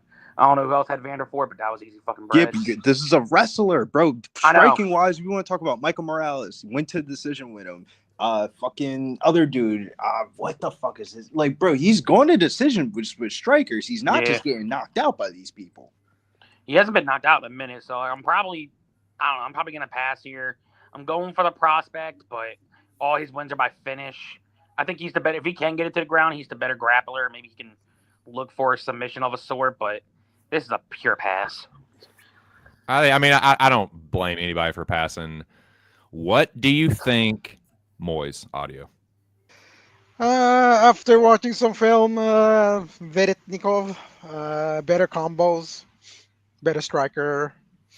If he can maintain his distance, he'll most likely avoid the grappling as well. So think it will be a very easy fight here for him. He has a reach advantage here, so I don't understand why Prado is the favorite. He has that Gary Lineker style, throw that one punch at a time. So Argentinian Lineker now. Give me the Russian or whatever he is. God, I've never hated you more. Go ahead, Aaron. Yep. I guess we're going to be the majority here because I got Nikolai as well. I don't think that Prado has the better grappling. If they do grapple, I think that Veretennikov can make this a dirty fight. He's been there with a good enough level of competition. Congratulations. He did make it to a decision with Morales, so he's not going to get finished by Prado. He should have beat Barlow. And Danny Barlow, bro. He definitely won the Danny Barlow fight. And I had a Barlow money on Danny Barlow. He did not win that fight. He's able to knock out a guy like Anthony Ivy too, so wow, danger. I don't think Veretennikov is that bad. I really don't think Veretennikov is that bad at all, and I get why he's a popular dog this week. And I'm just gonna go through the rest of my picks real quick because I'm gonna take off here. Sure. But it's been great.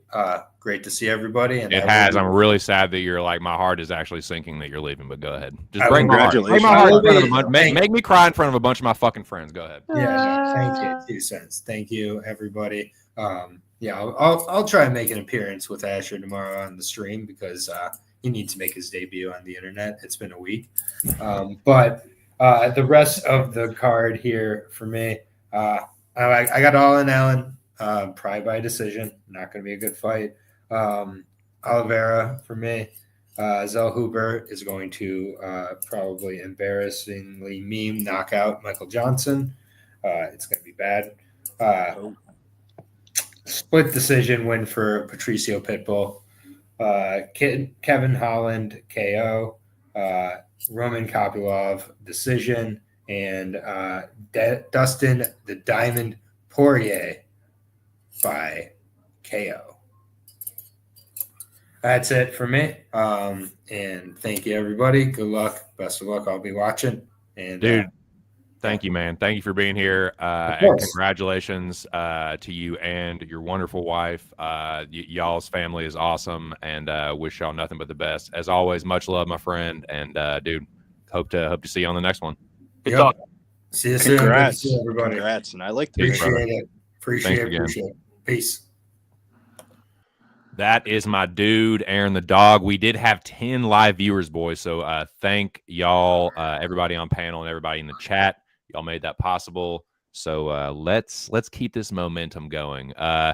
Yeah, I guess I'm on a fucking island of God. Call me crazy for thinking that the much younger, ever improving, much more durable fighter is going to actually beat a 36-year-old who, yes, survived against guys like Michael Morales and then got knocked out by some absolute fucking Venezuelan nobody.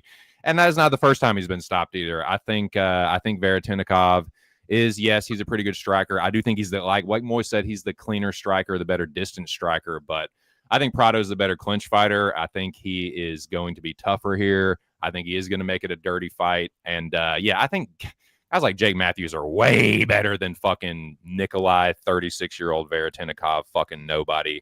I think Prado is going to look better than he ever has. And I think he is going to cash this parlay Ferda. So let's fucking go. But good breakdowns, man. I'm glad that it was not like I was kind of worried there was going to be a Prado echo chamber, and I'm glad there's a good bit of vocal Veretennikov love here. So let's fucking go. And shout out to everybody in the chat, man. Been a good chat. MMA locker room been busting my fucking chops lately, dude. He's been keeping me honest. And shout out to him, Big Show. And then we got the rest of the fucking Locker Room Talk podcast on here right now. And good old Moiz Audio, who did everybody go on Prado Veretennikov? I think so. Yeah. Moiz, if you don't mind, would you mind kicking off Vettori and All In Allen? Yeah, this is a very interesting fight. So I'm trying to figure out who has the best striking defense. Let me check here. They're both hittable at 4 strikes. No, head strike defense. And okay. I'm just checking right now. Deselect all. Head strike, head strike.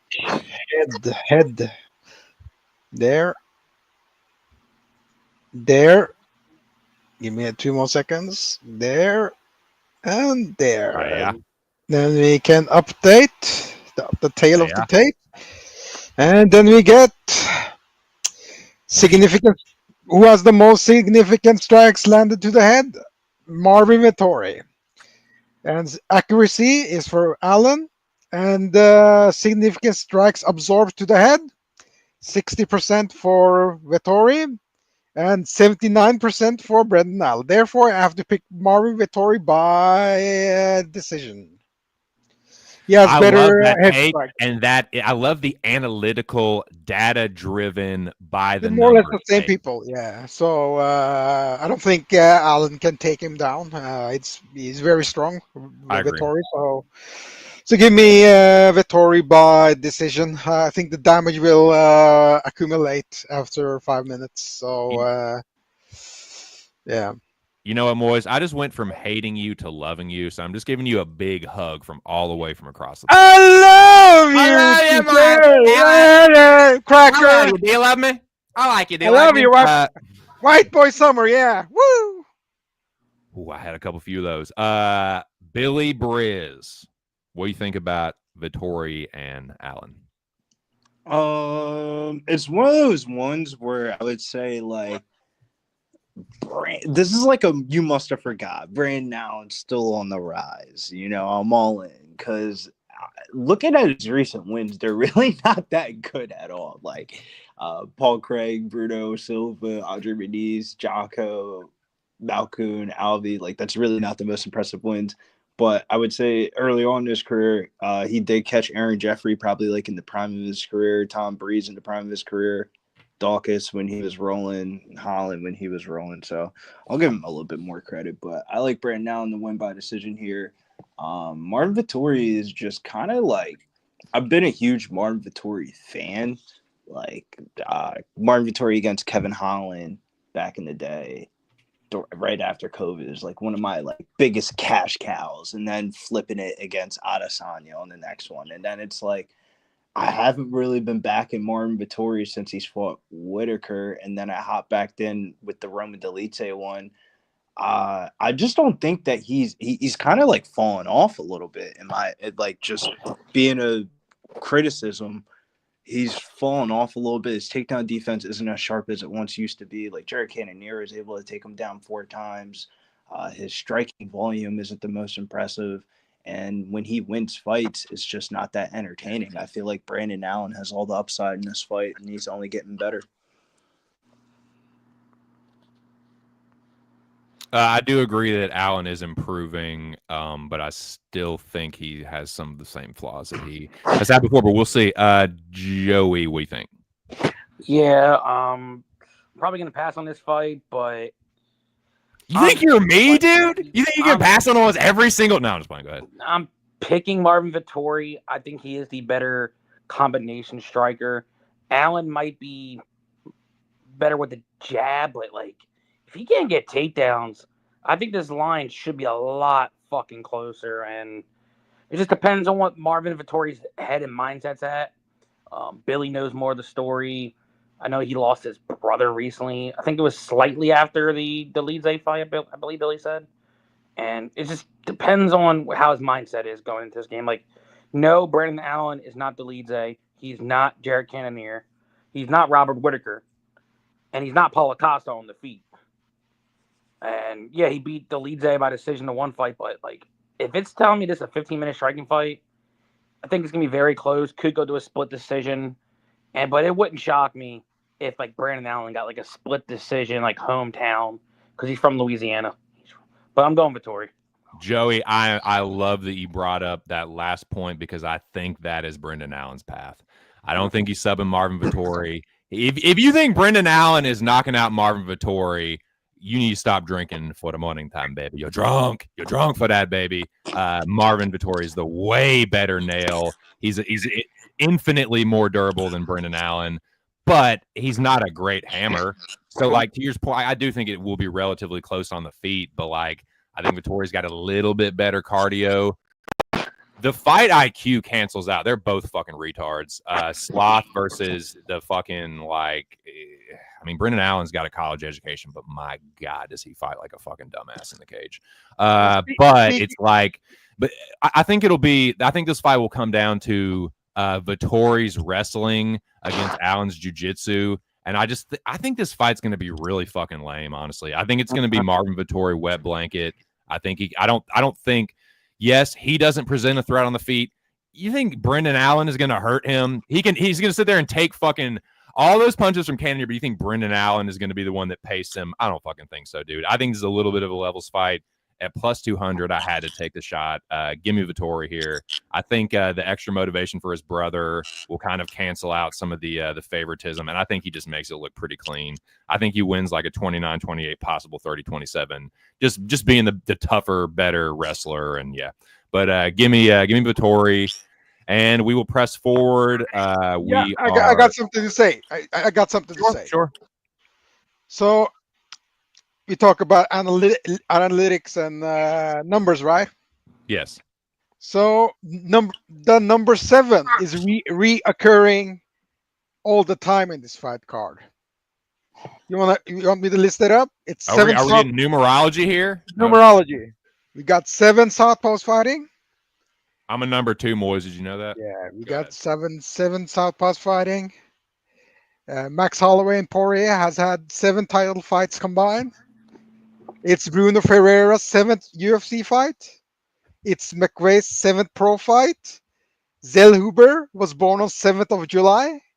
Pitbull was also born in 7th July. Brendan Allen. There's 7 people in the chat right now. Holy shit. Holy shit. Brendan Allen. It's the 7th month of the year. Holy shit. Brendan Allen.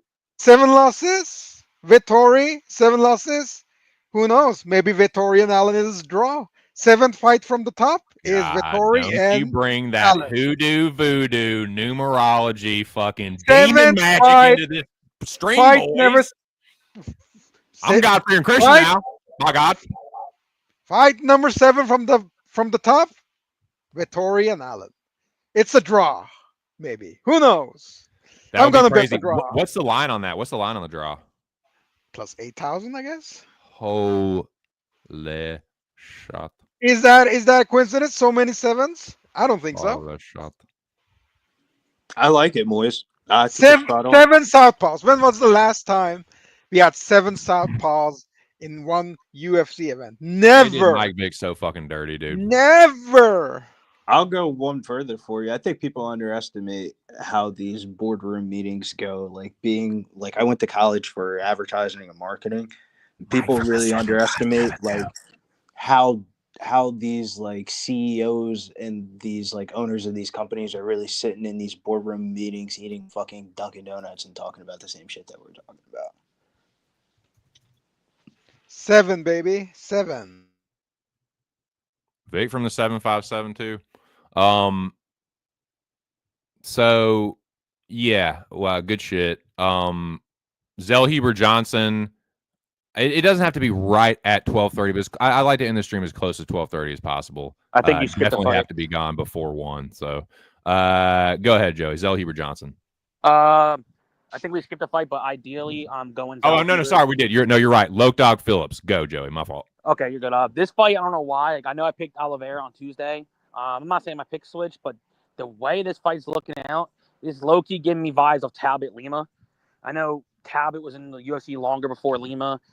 Same thing with what's his name? Phillips.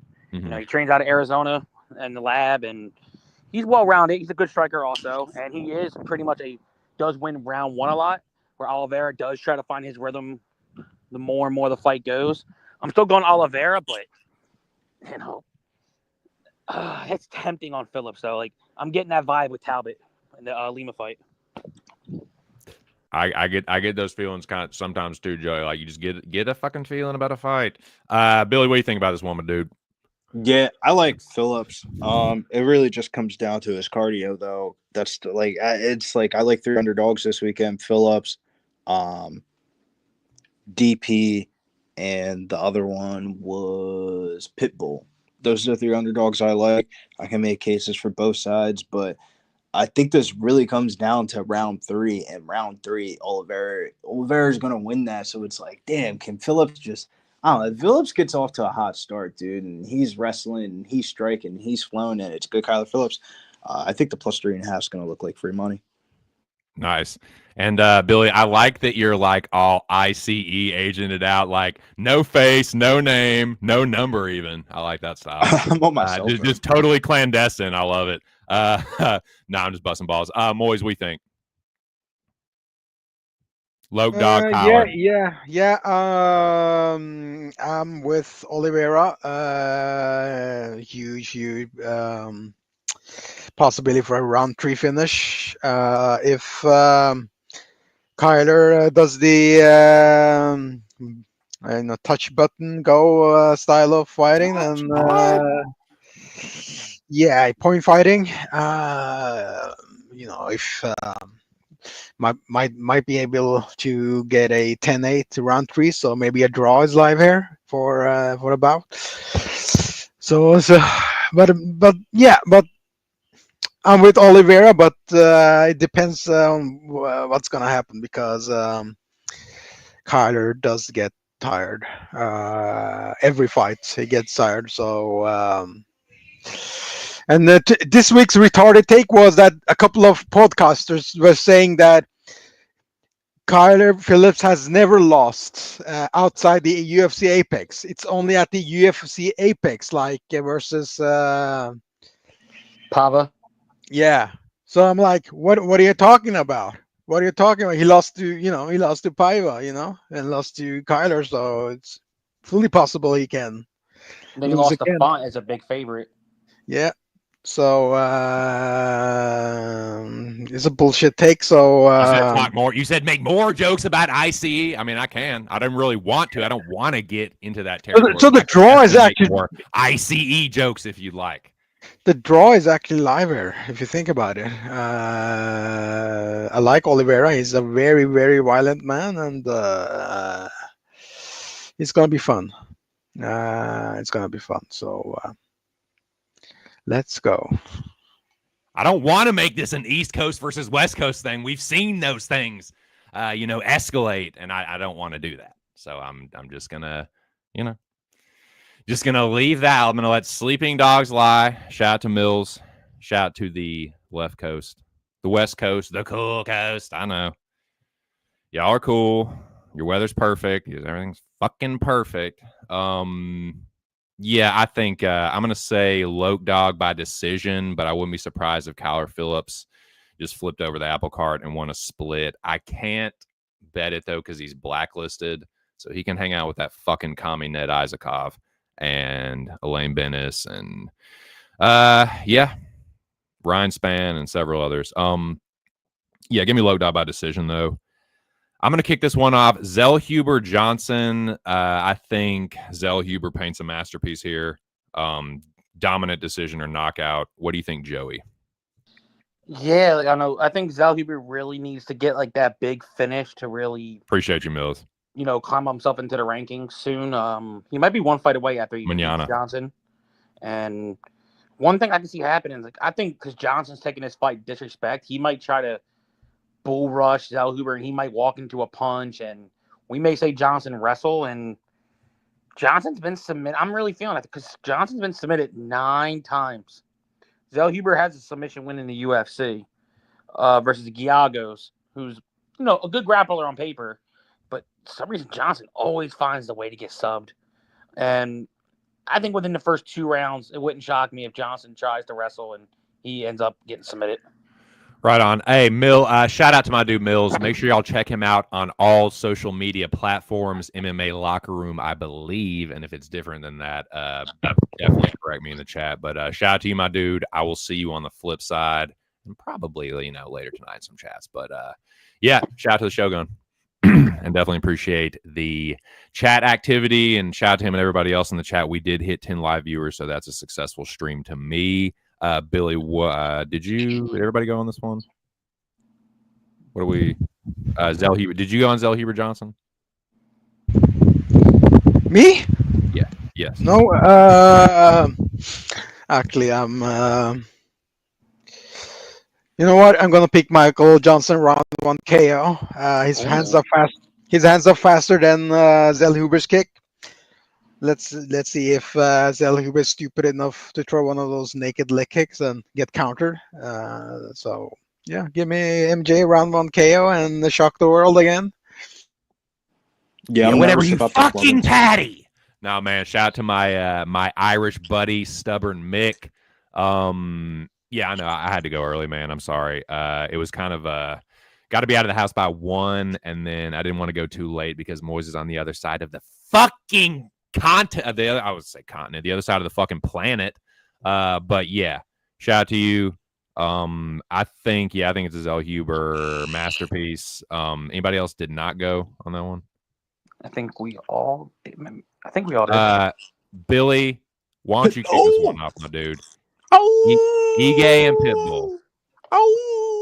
Underdog of the night. Underdog of the night. And his name is Pitbull. Doesn't it seem like it's just all the lines? I mean, how many times does Ige get fucked in decisions? I wouldn't be shocked if Pitbull wins this. Nice, dude. I love it. I'm kind of leaning Pitbull a little bit myself here. Ige Joey, 7-9 in decisions. 7-9 in decisions, laying minus 200. Fuck out of here. Like, Dan Ige's good, but he's not fucking Yair Rodriguez, man. Joey, what do you think? I absolutely, like I said on the show Tuesday, I thought I was going to be on a potential island on this one, and yeah, I got Pitbull. I really do, and I'm going to stick with the hot take. I'm going to make it nice and short. Outside of Ige having, power with one shot potentially if he lands, I honestly do feel Pitbull's better everywhere. I'm going to live on that island. I'm going to die by that bullet. If he wants to take him down, I think he could take him down. And guess what? Is Ige the better grappler? Absolutely the fuck not. It's not close. I don't even know how Ige would honestly do if he fought the competition that Pitbull did during that time in Bellator. I mean, maybe he'll go slightly over 500. He's 11-8 in the UFC. But, that Bellator comp was insane for Pitbull. And Pitbull did pretty well for himself in Bellator. Yeah, I think I got Pitbull. I'm probably going to lean a decision. But hey, I would love to see people get a finish, but you guys never been finished. But I got the money line plus 165. It's better on some books. I've seen it as high as plus 180. Right on. Yeah, I'm leaning Pitbull myself. I was talking to Stubborn Mick about this yesterday, and like, I'm usually pretty decent with Ige reads. Like, once upon a time, I was called the Ige Whisperer. I just could not miss with picking and betting this dude. But I usually feel like it's pretty obvious when Ige is going to whoop some ass. You know what I mean? Like, I feel like it's pretty like it's like, okay, Ige is going to destroy this dude. But whenever it feels like it's going to be close on paper, it usually ends up being like that. So, like, I have to pass here. I do think it's going to be close. I think it's dog or pass, but like, Ige, he knows how to fight close, and god dang it, does he knows how to lose a fucking split decision. So like, I feel like Pitbull is a super duper live dog.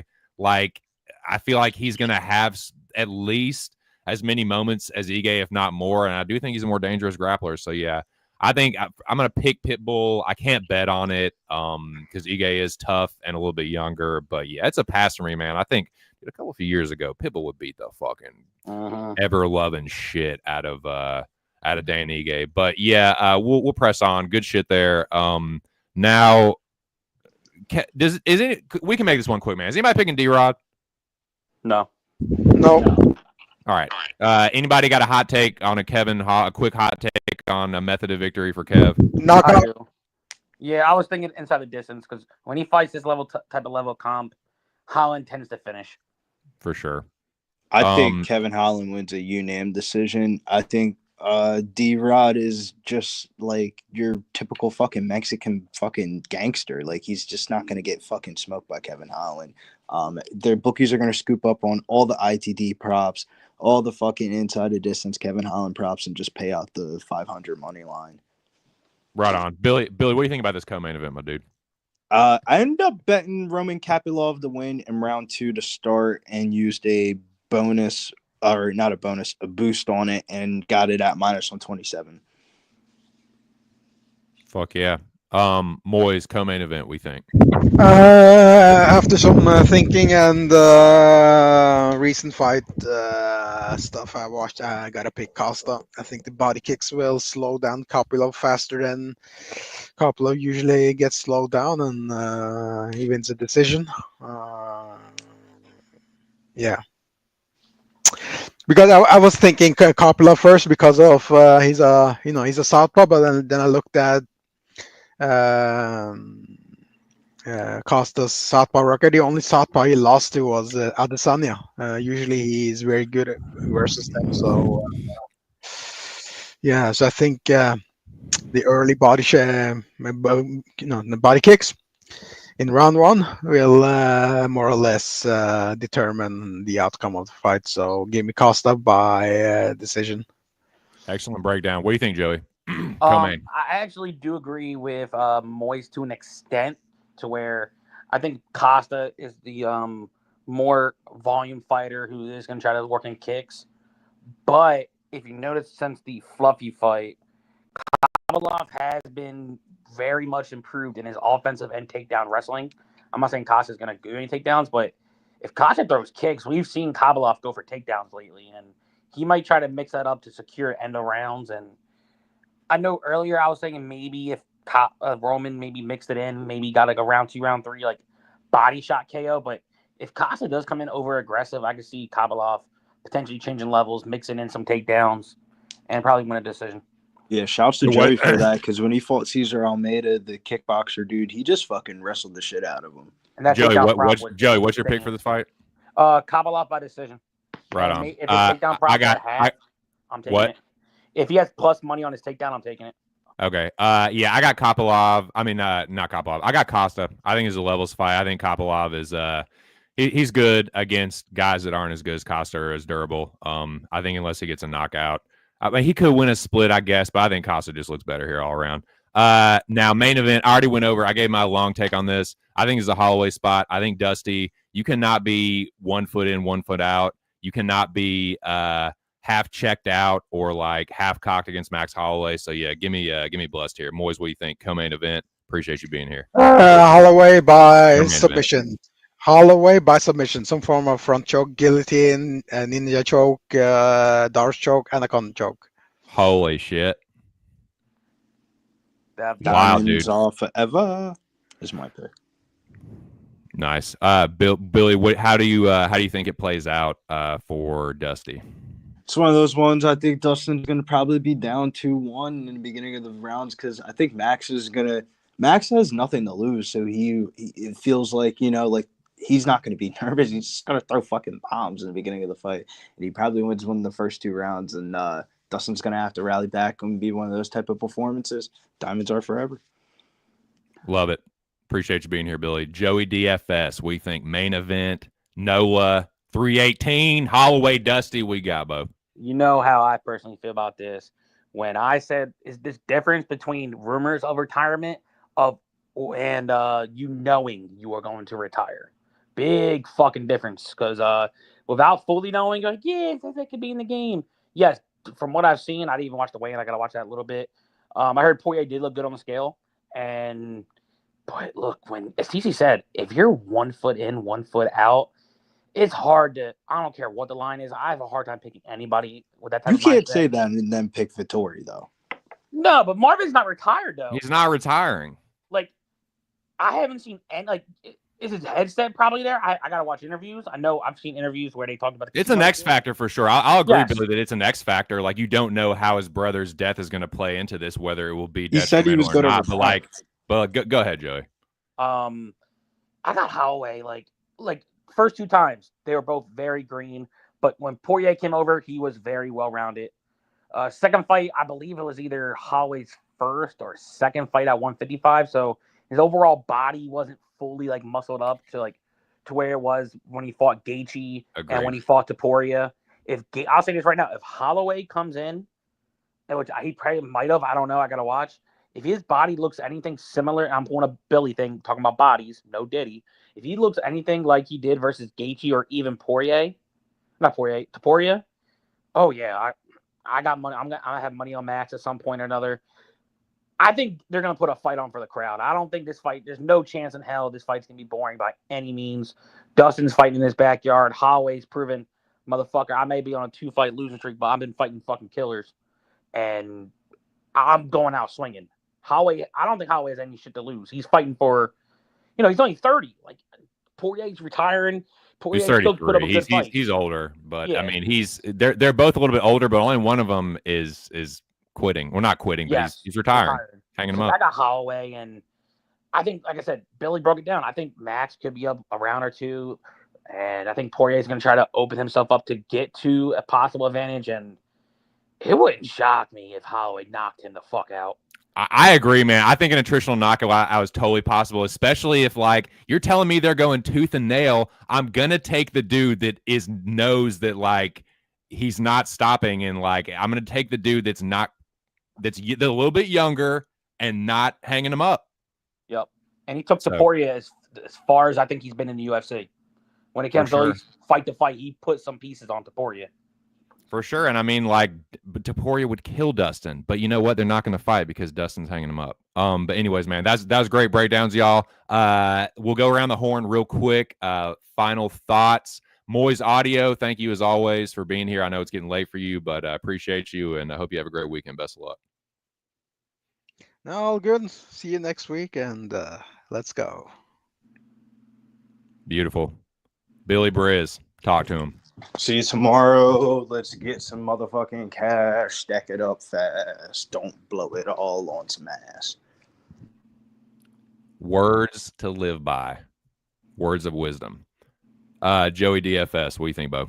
Yeah, so if anybody that missed, so far my main play right now is Pitbull. I'll give this out right now. If you want to, I'm not going to parlay the entire card, but if you want to parlay something with PFL tomorrow or even UFC, there's a Brazilian on Cage Fury tonight. She's one of the better female prospects coming up. You can get her, I think, at minus like 350, minus 400. You can parlay her. If you can get odds, I think she has a chance she could submit and then win her title there in Cage Fury. She's only like 21, 22 years old. Very good grappler.